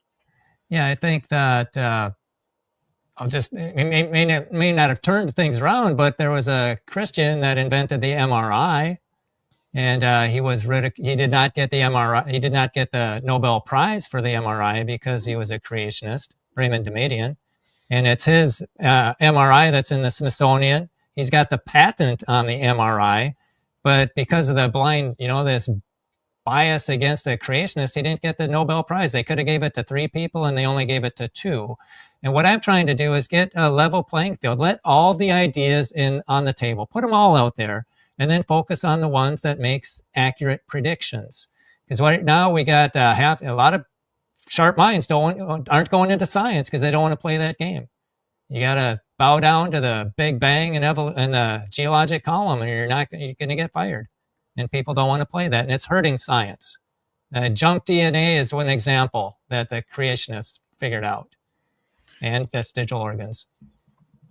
Okay, gentlemen, that wraps up our fast-paced, engaging cross-examination, close to an hour of back and forth questions and dialogue on the topic.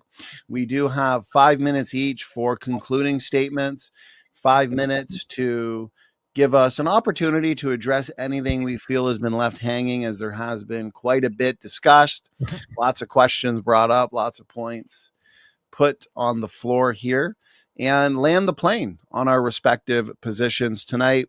Give our audience the best representations possible of the viewpoints being represented. Hopefully the audience can examine those in an objective manner. Reminder to our audience, we've got our audience Q&A coming up soon. 10 minutes roughly after our concluding statements. Therefore, you got about 10 minutes to send in your questions. Perhaps you heard something that Brian said tonight or Eric said tonight and you disagree with it and you want to challenge it or put forth an objection. Feel free to do so. End your challenges with a question mark, and we'll engage those for about 25 minutes.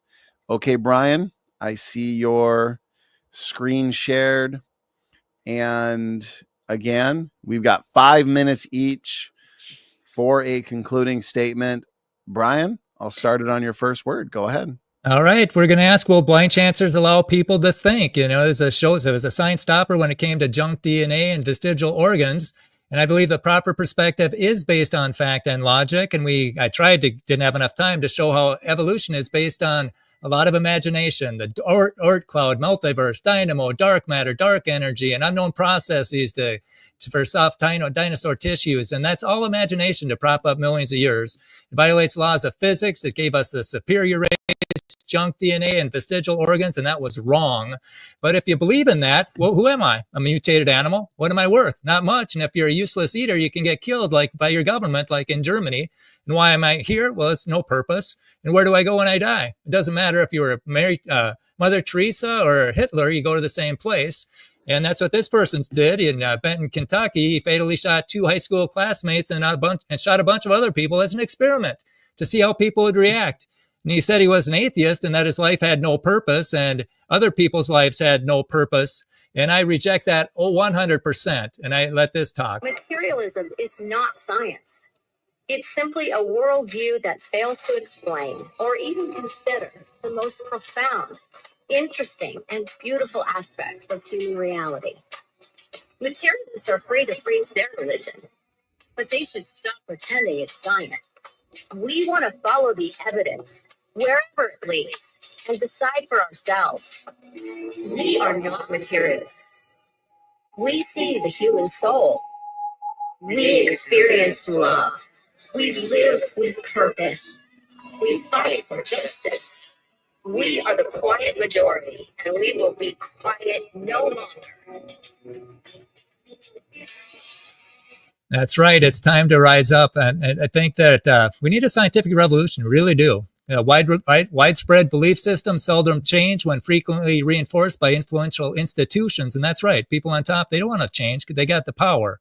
But when vast numbers of people realize they've been misled, an intellectual revolution begins. And we have been misled. There's errors in our textbooks, there's errors in our museums, and we're being forced to think of a blind chance perspective of the past. And I think a better perspective is the creation timeline. We don't need rescuing devices to explain the fine-tuned universe or the comets or the magnetic field or young galaxies and dinosaurs. And we make accurate predictions. We didn't talk about the hydroplate accurately predicting what they'd find in comets and asteroids. We don't violate laws of physics, and we didn't have the superior race.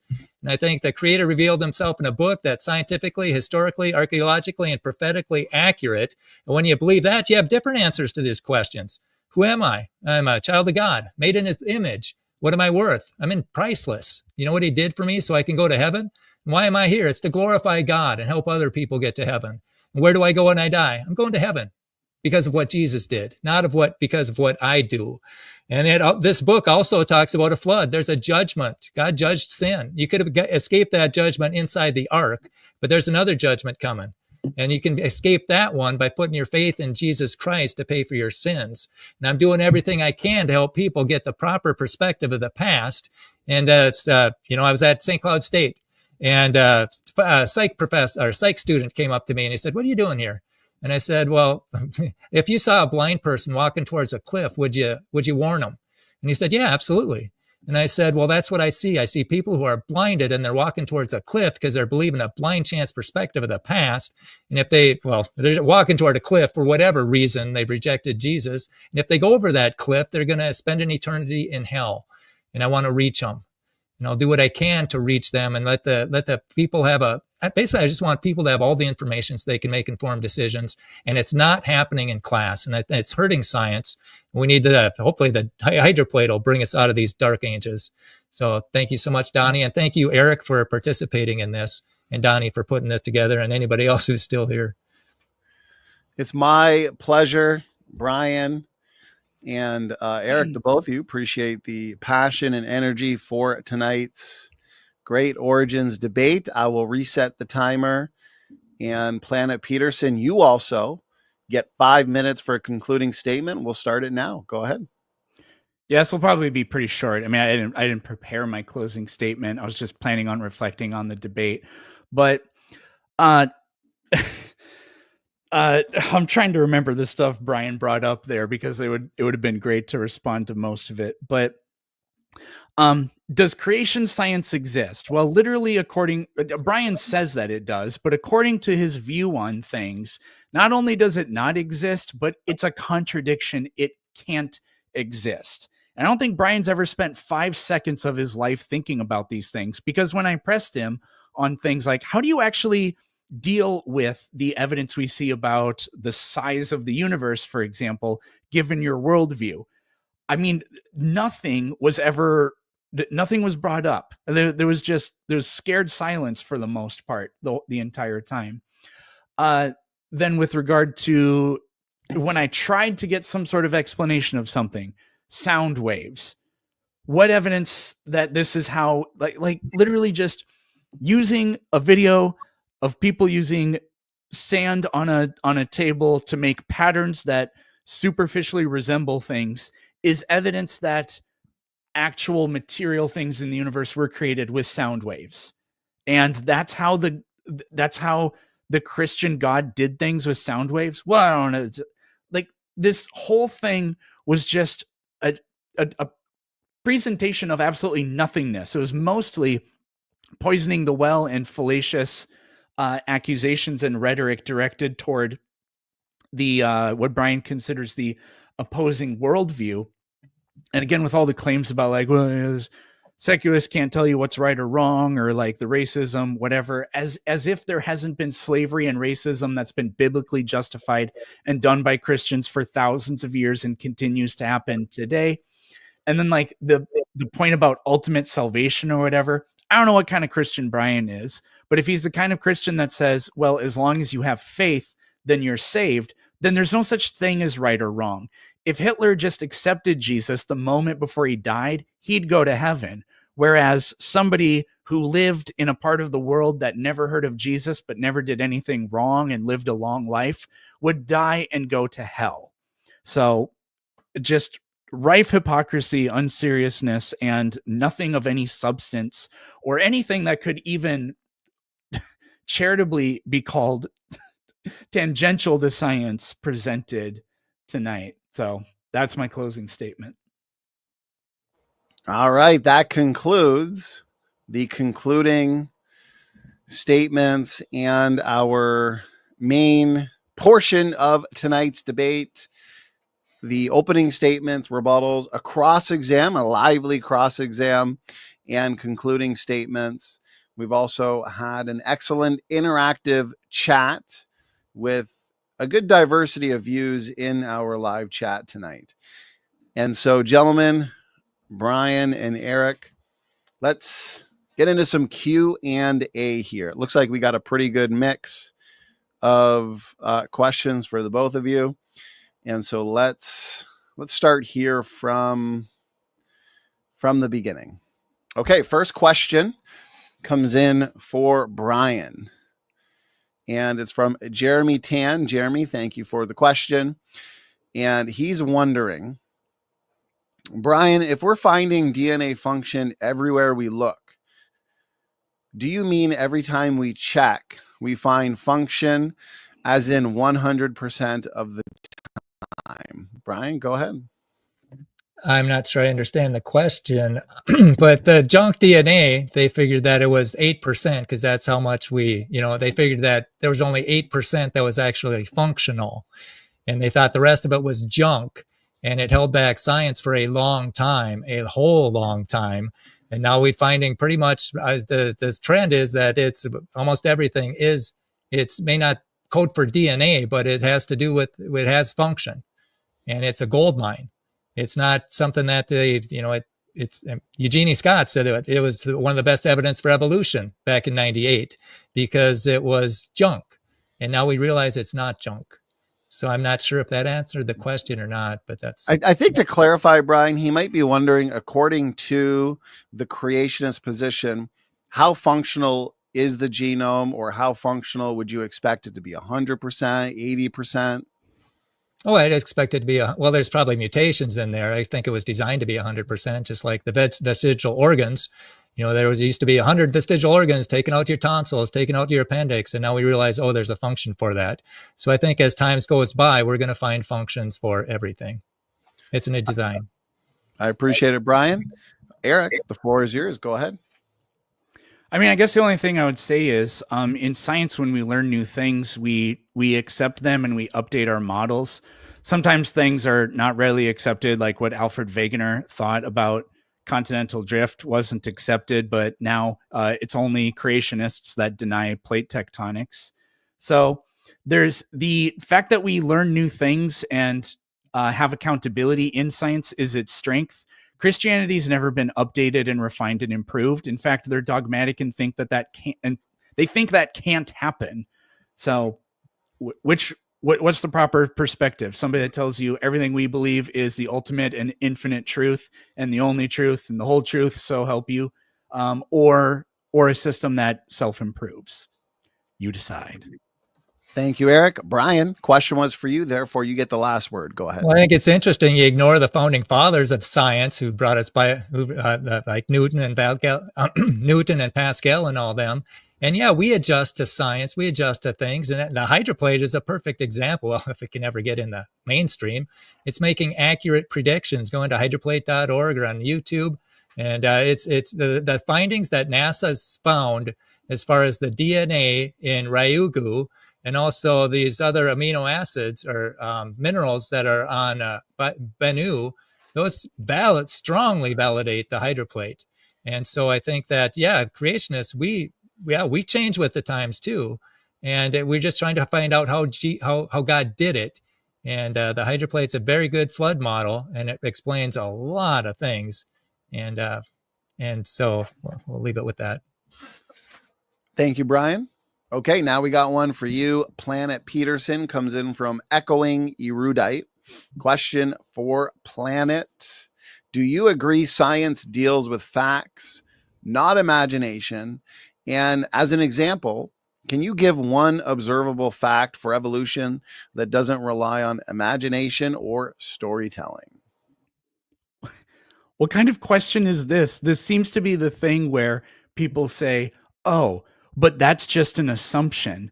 Literally, anytime you do anything, it doesn't have to be science. Literally, when you walk around your own house, you have to assume that your senses are giving you reliable information about what's going on in your house. Oh, maybe there's a tiger in the house, but you just can't see it for some reason. So what this guy's trying to do is to say that, oh, evolution is predicated on assumptions, therefore it's not science. This is so incredibly stupid. What we saw today was Brian agrees that forensics is science, even though it's the study of things that happened in the past. Evolution is not a different kind of science. It works according to the exact same principles. Thank you, Planet.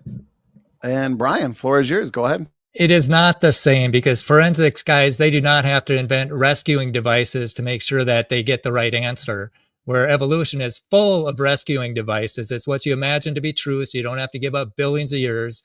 And that would be the Oort cloud, never been observed. That would be, how do we get that'd be the multiverse, and that would be the dark matter, dark energy, all these things that you have to imagine to be true, even the soft tissue. They're going to try to figure out now, how did that last so long, instead of just changing the dates of the dinosaur. And also, you had asked earlier that there was also geology points to 6,000 years too, because Russell Humphreys, he also accurately predicted the zircon rates, diffusion rates out of helium. And he did that with a 6,000 year model too. So biology, geology, astronomy, they all point to 6,000 years. If you aren't trying to make these rescuing devices to justify your position. Thank you, Brian. Eric, you get the last word. Question was for you. Go ahead.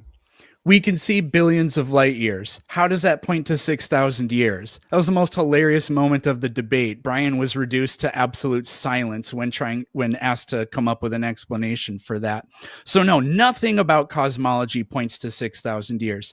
Geology, absolutely nothing about geology points to 6,000 years. Radiometric dating uncontrovertibly gives us dates of billions and billions of years. And then I don't remember even what the third thing that was said points to it, if it's biology or evolution or whatever. But literally none of that points to 6,000. What a ridiculous statement. Okay, gentlemen, appreciate the responses. Next one comes in for Brian Lauer, comes in from Coco Rose. Would Brian be able to give us his definition of acceptable evidence, so we know where his starting point is? Well, I think logic is good. Logic would be a good thing. I think a building had a builder, a painting had a painter, a creation had a creator. I think evidence should be logical. I don't think there should be inconsistencies in our worldview. I think it's absurd to think that a building had a builder, a painting had a painter, but a creation did not have a creator. You know, this building that I'm in, it's absurd to think it got put together by blind chance. And yet I'm supposed to think my body got put together by blind chance. So what evidence? And also testable. Let's test it. Let's not make up and find, when we find evidence, let's not make up some rescuing device to make it last longer, like iron or whatever. You know, I think the evidence should be testable, logical, and factual. And I believe that's strongly on the creation side. Thank you, Brian. Planet Peterson, the floor is yours. Go ahead. There's absolutely nothing about I'm just going to keep going back to the same thing, I guess. There's absolutely nothing about the fact that our observable universe is 43 billion light years in radius that is consistent with a 6,000 year creation model. Brian's brought up rescuing devices several times. All you have is a rescuing device, because if the Bible didn't exist, nobody could get to 6,000 years. Your only choice is to stutter and stammer and say, well, God did it that way with his word. So so that's what I would say in response to that. Eric, thank you very much. Brian, you get the last word on this one. Go ahead. You got the same light problem, Eric. You got the horizon problem. You can't get light over all those either. You got the same problems. And it's scientifically, we don't have to have rescuing devices to explain comets or the magnetic fields. It all fits in a young Earth creation. It all fits. No, it doesn't. It sure does. And how does it fit the existence of comets? We're not 10,000 years old. How do you explain that they're there after billions of years? Again, shift the burden of proof. So you can't do it for comets. Why can we see 43 billion light years? How is that consistent with 6,000 year creation timeline? See, that's a distance. That's not a time. That's a distance. And can light travel that many light years in 6,000 years? I don't know what God can do with light. So you don't have anything. All you do is retrofit your conclusion into the evidence. You don't have anything either. No, I don't know. The only reason we know any of this stuff is began. Because of science. The Bible never told us anything about the true structure of the cosmos, whether or not other galaxies exist, how big it is. It never did any of that. You retrofit your conclusion into the evidence, violating the spirit of science. No, the Bible gives us the framework for biology. It's everything produces after. Talking about the size of the universe, Brian. What? Talking about the size of the universe, Brian. You don't have anything for that. You can't get 43 billion light years from 6,000 year creation. Well, except to say, I believe in God and God did it that way. Well, what you do is, I don't know how it happened. I don't know how it happened. So you're an I don't know of the gaps. I may be a god of the gaps. The Big Bang model is extremely rigorous and well tested. Go into cosmology.org and you're going to see a bunch of people that say this doesn't work. They have to add, because when Danny Faulkner when he was in college in the 80s, they had 100% confidence in the Big Bang, and it didn't have inflation or dark matter or dark energy or string theory, and they had to add that to keep it from falling apart. And now they have 100% confidence in the Big Bang today, and he says it's not a matter of if it falls apart, it's a matter of when it falls apart.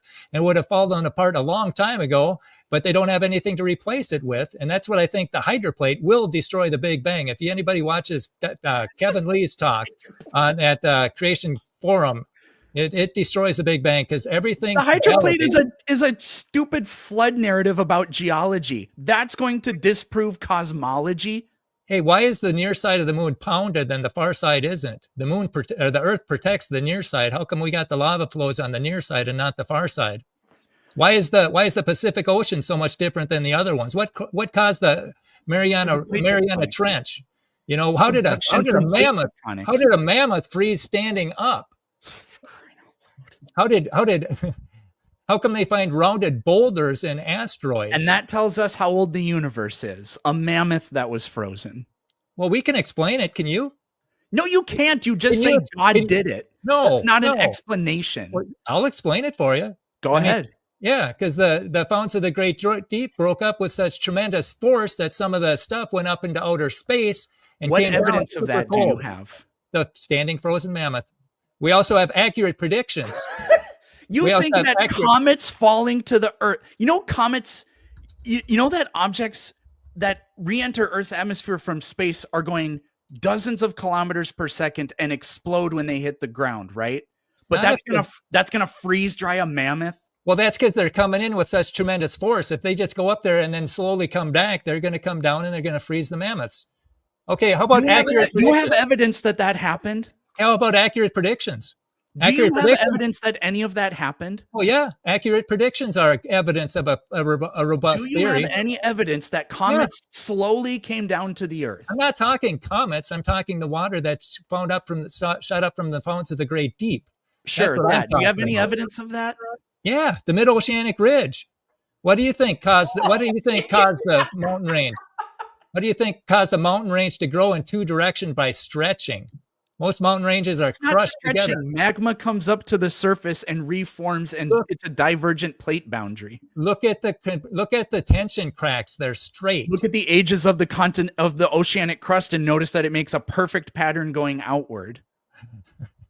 Anyways, we can't have a new debate within the debate here. People asked questions, but the audience enjoyed the mini round 2 during the Q&A.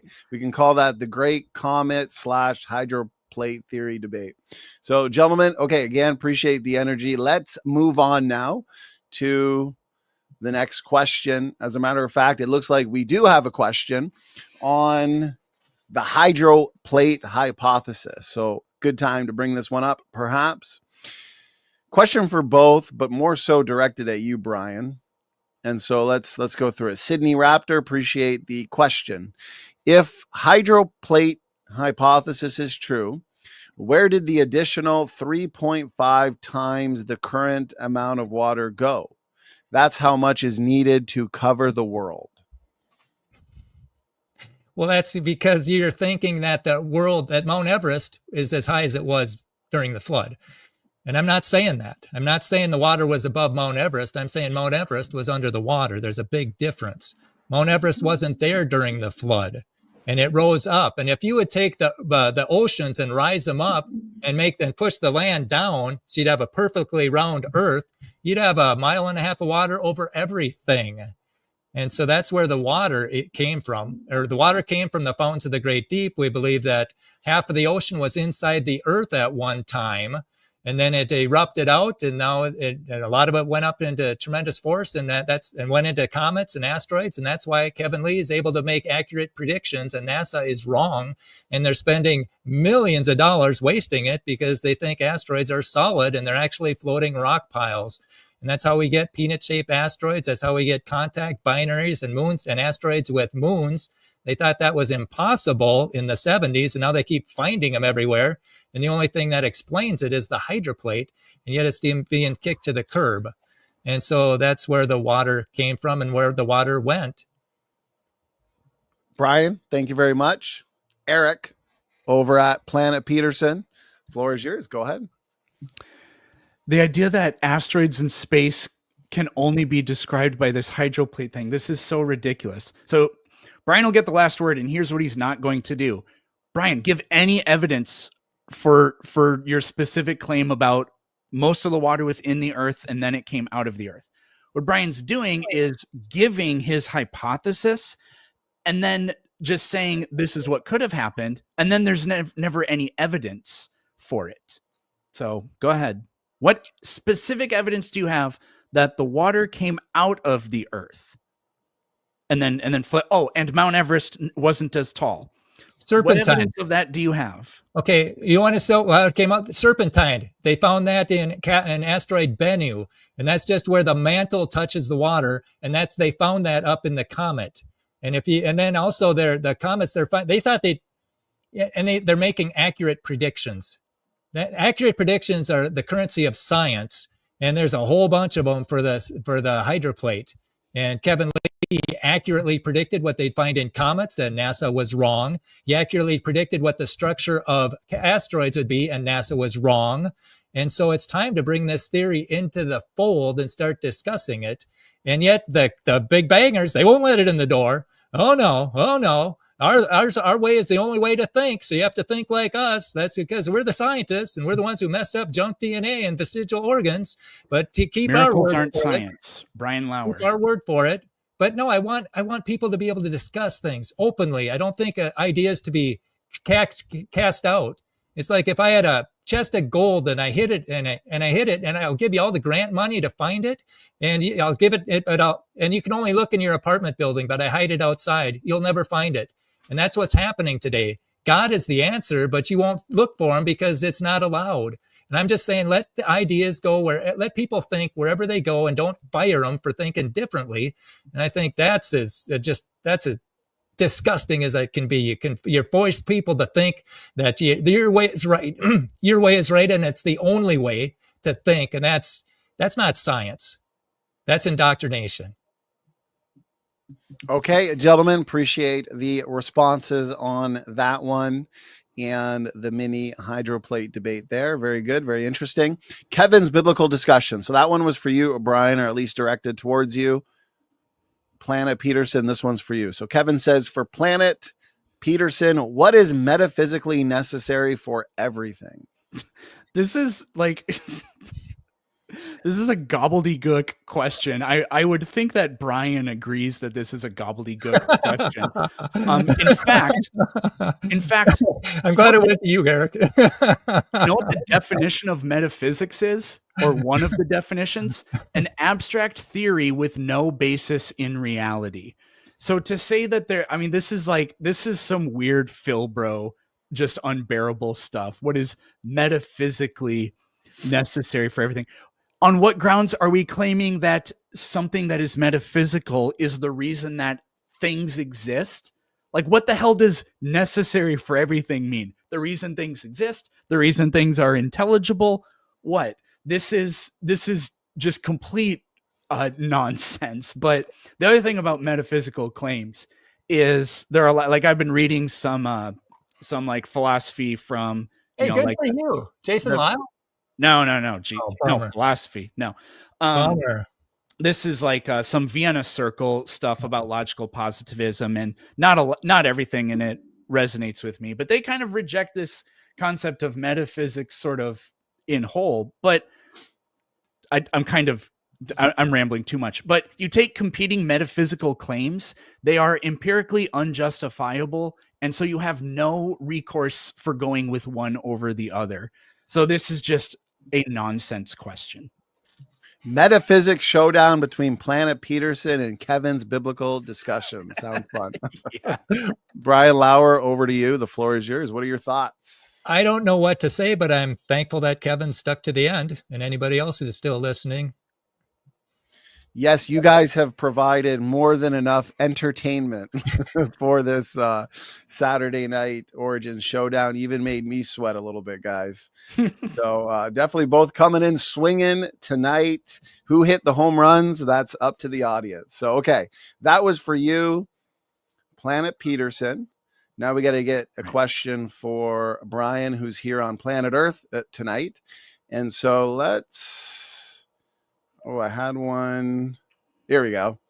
Okay.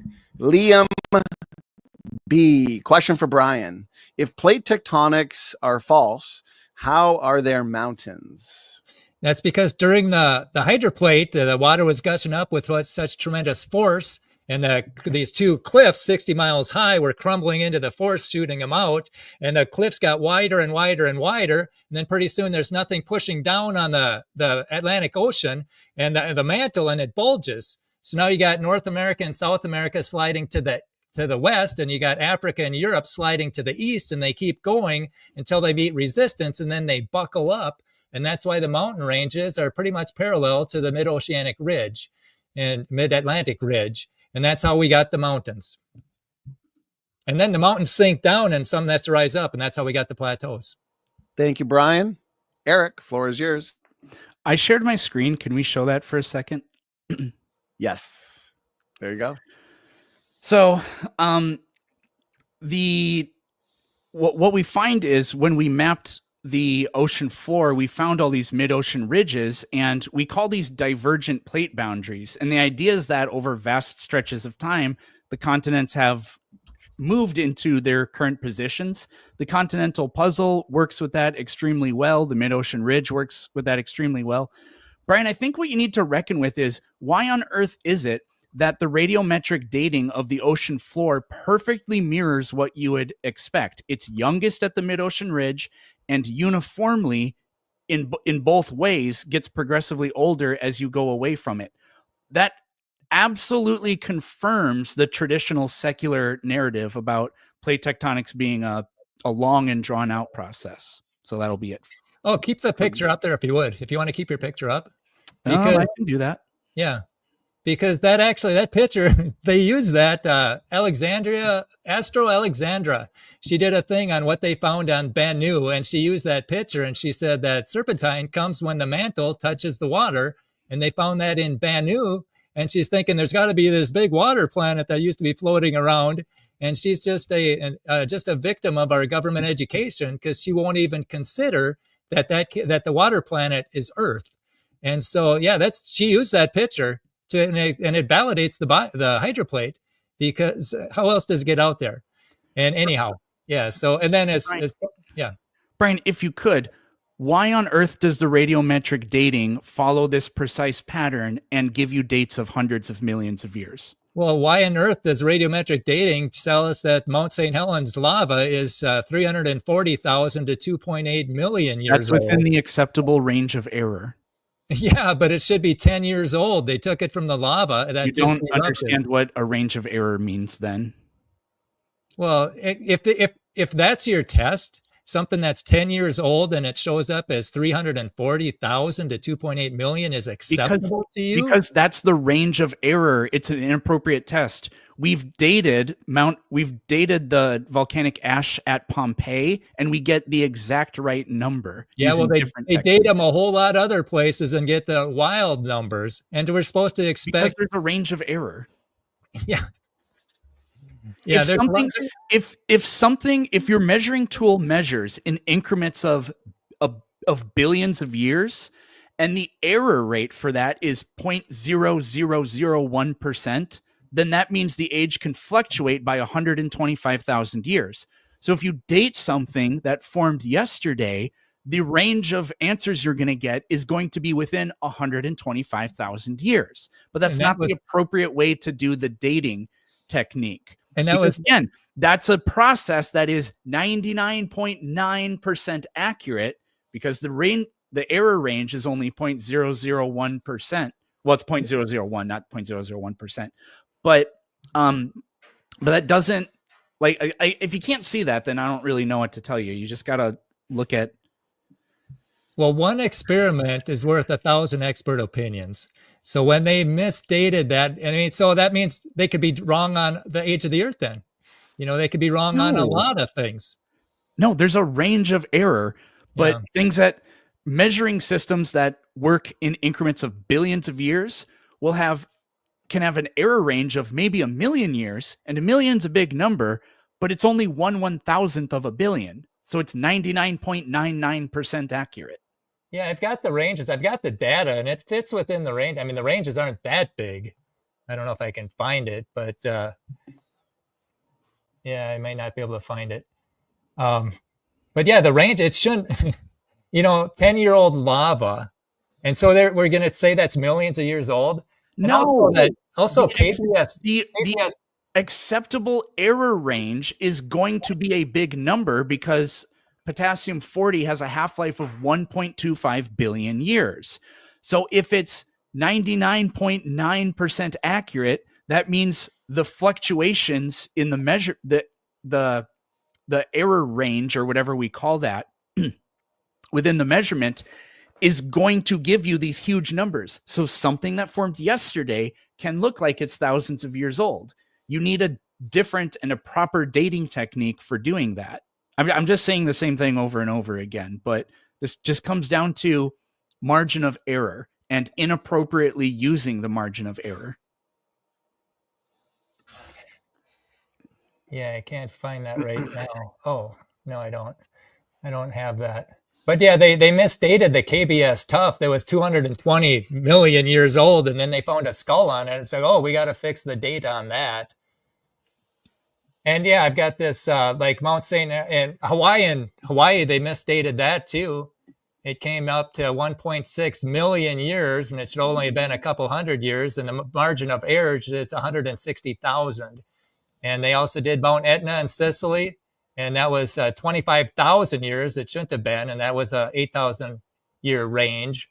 And there was another ones that go on, but that's the detail part. I mean, you're just cherry picking studies because we've been able to cross correlate radiometric dating with Vesuvius or Pompeii, and we get the correct date. Well, maybe you're the one that's cherry picking, because I found the Mount St. Helens one, and the whole rock specimen was 350,000 years with a margin of error of 0.05 million years, and Feldspar was 340,000 years with a plus or minus of 6,000. And then the Amphibel was 900,000 and with a plus or minus of 200,000. And the Pyrex one was 1.7 million with a error of 300,000. And the Pyrex one, another one, was 2.8 million with an error rate of 600,000. So they're way outside their error rates. So this experiment proved that table doesn't say what you're saying. Sure it does. Sure no, you're telling me how old it is. Because you don't have what the actual age of these things is up there anywhere. Well, yeah, I mean, I could share it to the screen if you want to look at it. I can say I don't like. We have to answer people's questions. All right. You know, yeah. I do want to talk about it, but at the same time, yeah, that's fair. Yep, you're right. Yeah, you're right. Give the people right there's a good place to wrap up that question. Now we got a mini great radiometric dating debate. So you guys are giving it's been a general night tonight, right? The proper perspective of the past, present, and future. And you gentlemen have literally discussed just about everything related to origins, ancestry, creation, evolution. So, okay, next one for Planet Peterson comes in from Brad. Ask Peterson to present the evidence for the causal testability that proves random mutation is the means of taxonomic emergence. Ask Peterson to present the evidence for the causal testability that proves, the fossil record. Like the number of Darwin predicted that an Archaeopteryx organism should be found. And then it was found like a year after he published on The Origin of Species. Neil Shubin predicted Tiktaalik, and then they found it exactly where they thought that they would find it. The transitional forms we have for whales and horses and the different hominids and what else? What was the other one I had up there? Like tetrapods and brontotheres in Badlands National Park in South Dakota.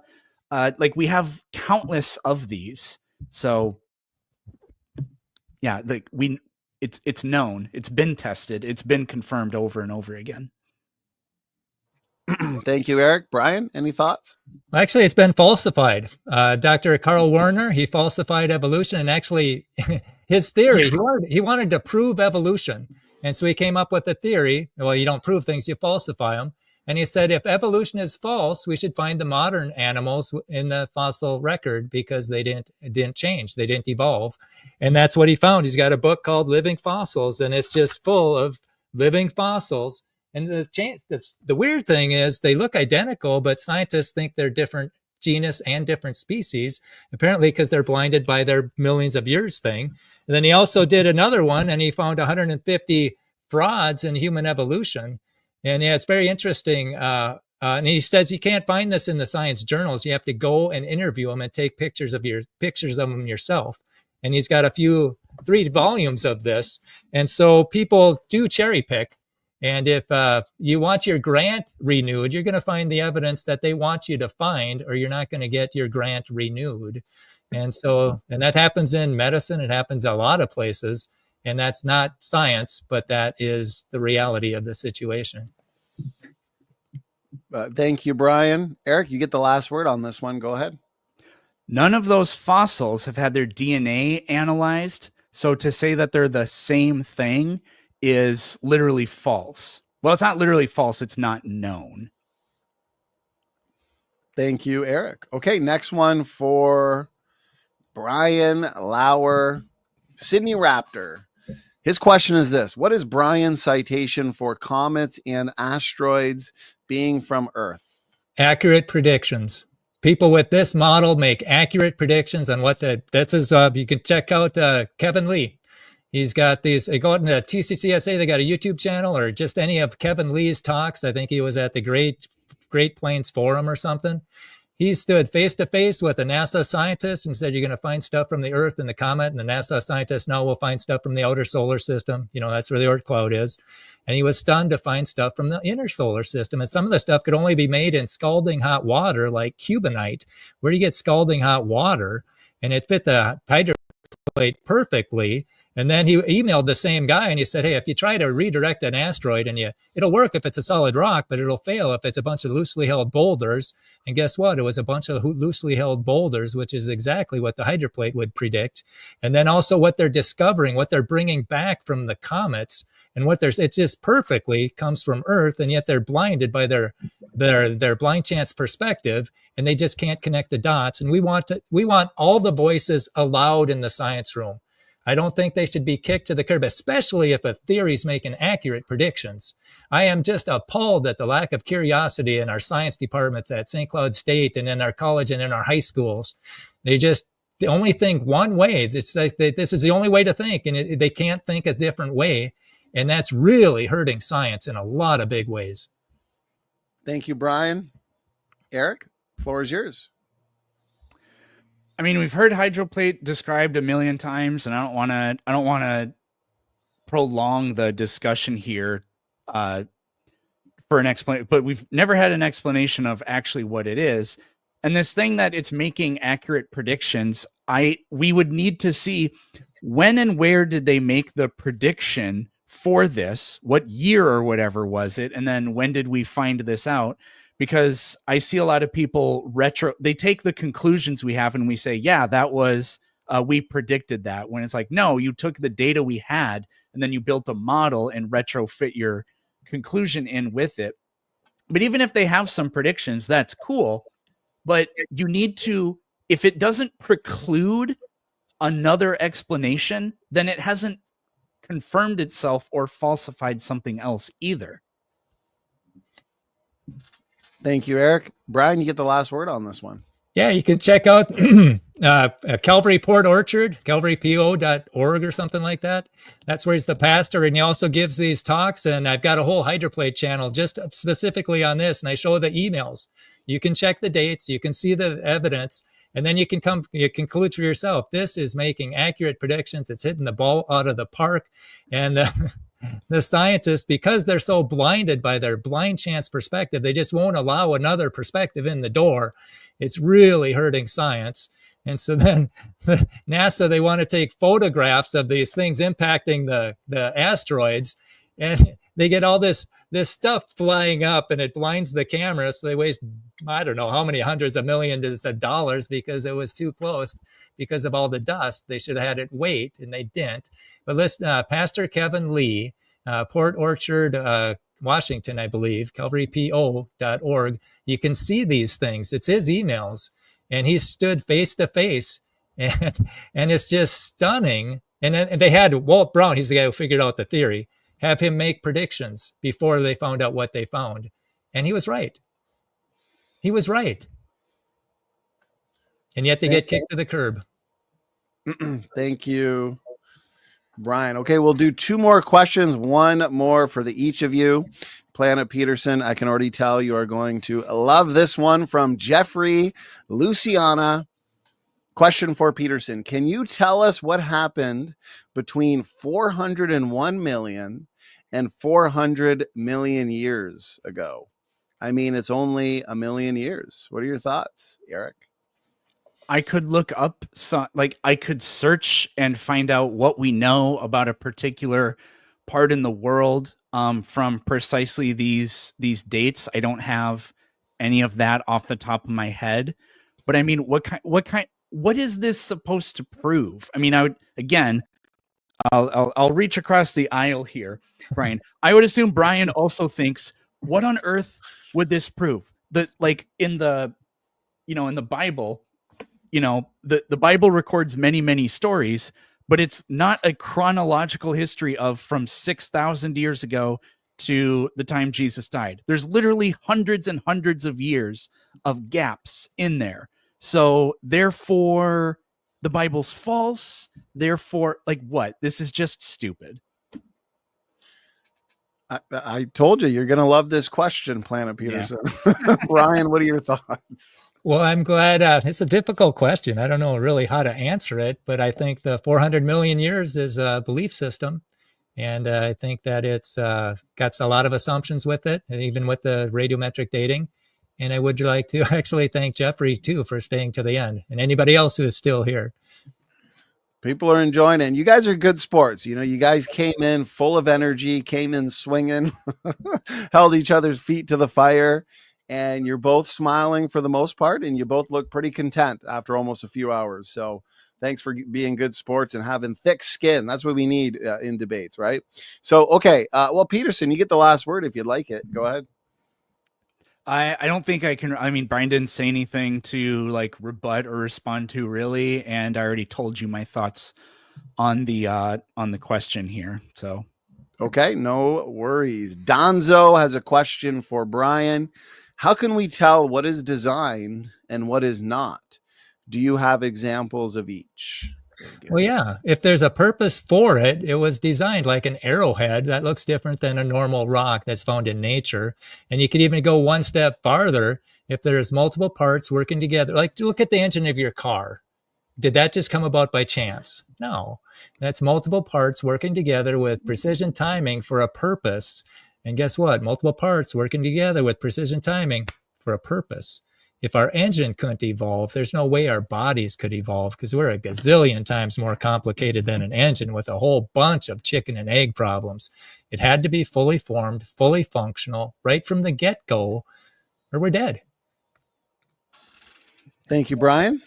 Planet Peterson, anything you want to add to that?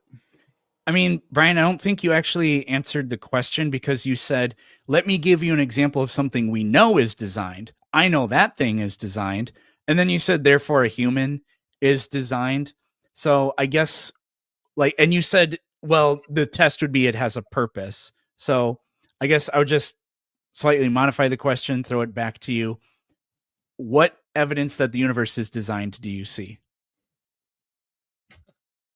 The perfectly balanced, the finely tuned universe, all the cosmological constants that have to be just perfect. And for us to have that, they have to posit a multiverse.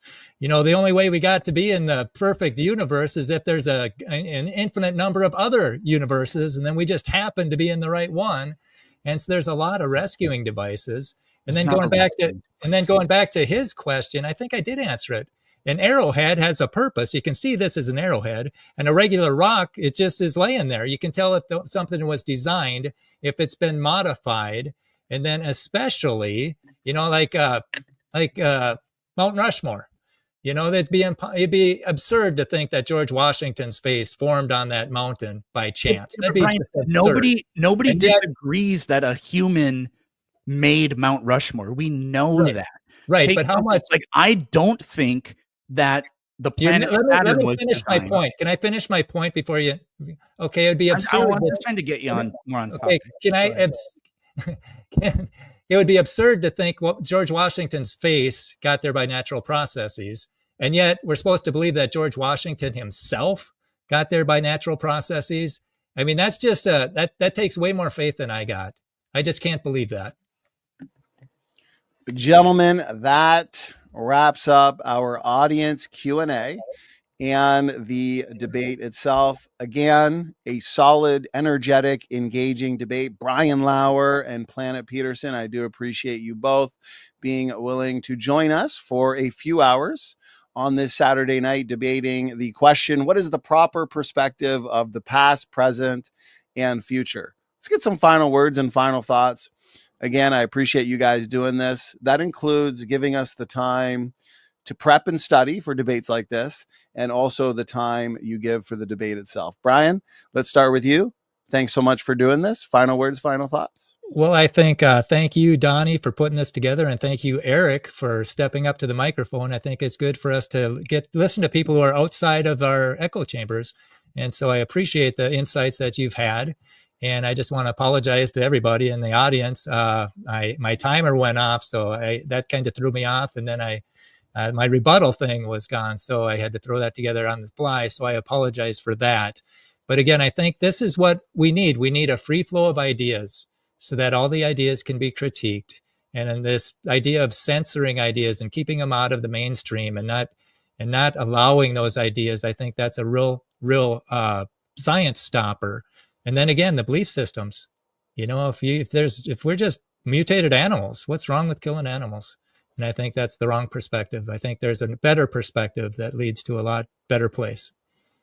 Thank you very much, Brian, for those final words, final thoughts. Again, for those in the audience, if you like what you're seeing and you've enjoyed what you've seen from Brian Lauer here, do check out his YouTube channel and also his website, Solidify Your Faith. Eric Peterson from Planet Peterson, thank you as well for your time and for engaging in tonight's event. Let's hand it to you for some final words, final thoughts. Sure. I mean, I'm not going to say too much because I kind of just echo at least the first part of what Brian was saying. I'm glad we do this kind of thing. And it is important. So like, thanks for being here. And it was cool. It was heated, but no animosity or anything like that. The one thing I want to do actually is I had a friend that had a question for Brian, but they wouldn't be able to watch the stream because they were going to be traveling. And so they weren't able to like super chat their question, but it's a really short one. Brian, is it cool if I just ask you the question quick? That's fine. Yeah.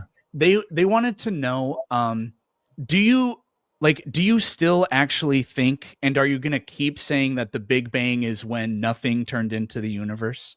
Because they think that's really uncharitable and not accurate. Yeah. Yeah. Where did the matter come from? It can't be. We don't know, but we don't say that it came from nothing. So I had this same sentiment. I don't get why you say that. It's a really bizarre, cheap attack, I think. Well, that's what Lawrence Krauss said. It came from nothing. The universe. Have you read his book? Because he doesn't say that it's literally nothing. Well, yeah, then it's not nothing. He changed the definition of nothing. And then before that, you had the guy in the wheelchair. He said the universe from gravity. So how do you get gravity? Gravity's not nothing. So you're going to continue saying that people like me believe that nothing turned into the universe, even though I'm sitting here telling you that we don't think that? Well, what did turn into the universe then? We don't know. That's not the claim that it was nothing. So you don't know if nothing turned into it, and you don't know if God did it. So you really can't. Yeah, I'm not saying that. No, yeah, but you're putting words into my mouth. Do you not see that? Well, if you don't know how it happened, how do you know God didn't do it? I don't know that. I'm agnostic, but you don't have evidence for it. There we go. But the question is, are you going to keep telling people that atheists believe nothing turned into something? Because that's show me how I'm wrong. I literally have told you several times. Well, no, you say you don't know how it came from. Well, show me what it did come from. If it wasn't Ryan, nothing, I had to ask. Well, we'll have to move on here. I think everybody gets it. I had to ask you 3 times that if I don't know, does that mean that I claim it came from nothing? And you refused to answer it. So I think you've kind of been caught here in that. But anyways. Well, not knowing doesn't prove that it didn't come from nothing or that it didn't come from God. That's not it. Saying I don't know isn't an endorsement. I can't say it any more clearly than that. So I really hope you stop straw manning our position like that. Well, what is your position? What did the universe come from? I've told you so many times I don't know. Okay, so you don't know what happened. And that includes that the universe came from anything. There's no logical problem. Well, if you don't know that it didn't come from nothing, how can you say that I'm wrong? You're putting words in my mouth, Brian. Well, why should I stop saying it then? If you can't prove me wrong. Why should you stop lying about what I believe? Well, how is it a lie? You're actually asking me that? How is it a lie if you can't prove that it didn't come from nothing? Brian, do I believe that the universe came from nothing? Well, Lawrence Krauss does. But then he changed the definition. You are so incapable of engaging in good faith with this. Do I believe that? Well, if I'm wrong, prove it. I don't know is not proof. Do I believe that the universe came from nothing? Apparently not. Okay. But you don't know what it did come Then it's from. wrong for you to go around saying that's what I believe, because it's a lie and you're putting words into my mouth. That's Well, the I'm answer not to your saying question. you believe Why that. should I'm I saying stop there's two doing it? perspectives. Why should Brian Lauer stop lying? I would hope that Brian Lauer doesn't want to be a liar. But if you're going to peddle this nonsense, then I guess maybe that's your only choice. And Lawrence Krauss doesn't believe it either. He wrote a clickbaity title book, and he said that it's not literally nothing. It could be gravity, which is what I So mean by nothing. he's got these three flavors of nothing. He changes the meaning of a term. So nothing doesn't mean nothing. Talk about being underhanded. How about that? Brian, Eric. I was just gonna say it's a cheap marketing trick. Like, well, yeah, people are it trying to sure make is. money. It sure is. That's like when, yeah, I'll leave it at that. Post debate, post credit scene, a debate about whether or not the universe came from nothing. And gentlemen, you gave us one to remember tonight. That is the proper perspective of the past, present, and future between Brian Lauer from Solidify Your Faith and Eric Peterson over at Planet Peterson. Gentlemen, we are going to wrap things up now for tonight. To the audience, thank you so much for tuning in. I hope you had as much fun as I did. And thank you for the feedback, the interaction, and the questions for our awesome guests tonight. With that, thanks again for tuning in, and Standing for Truth is out.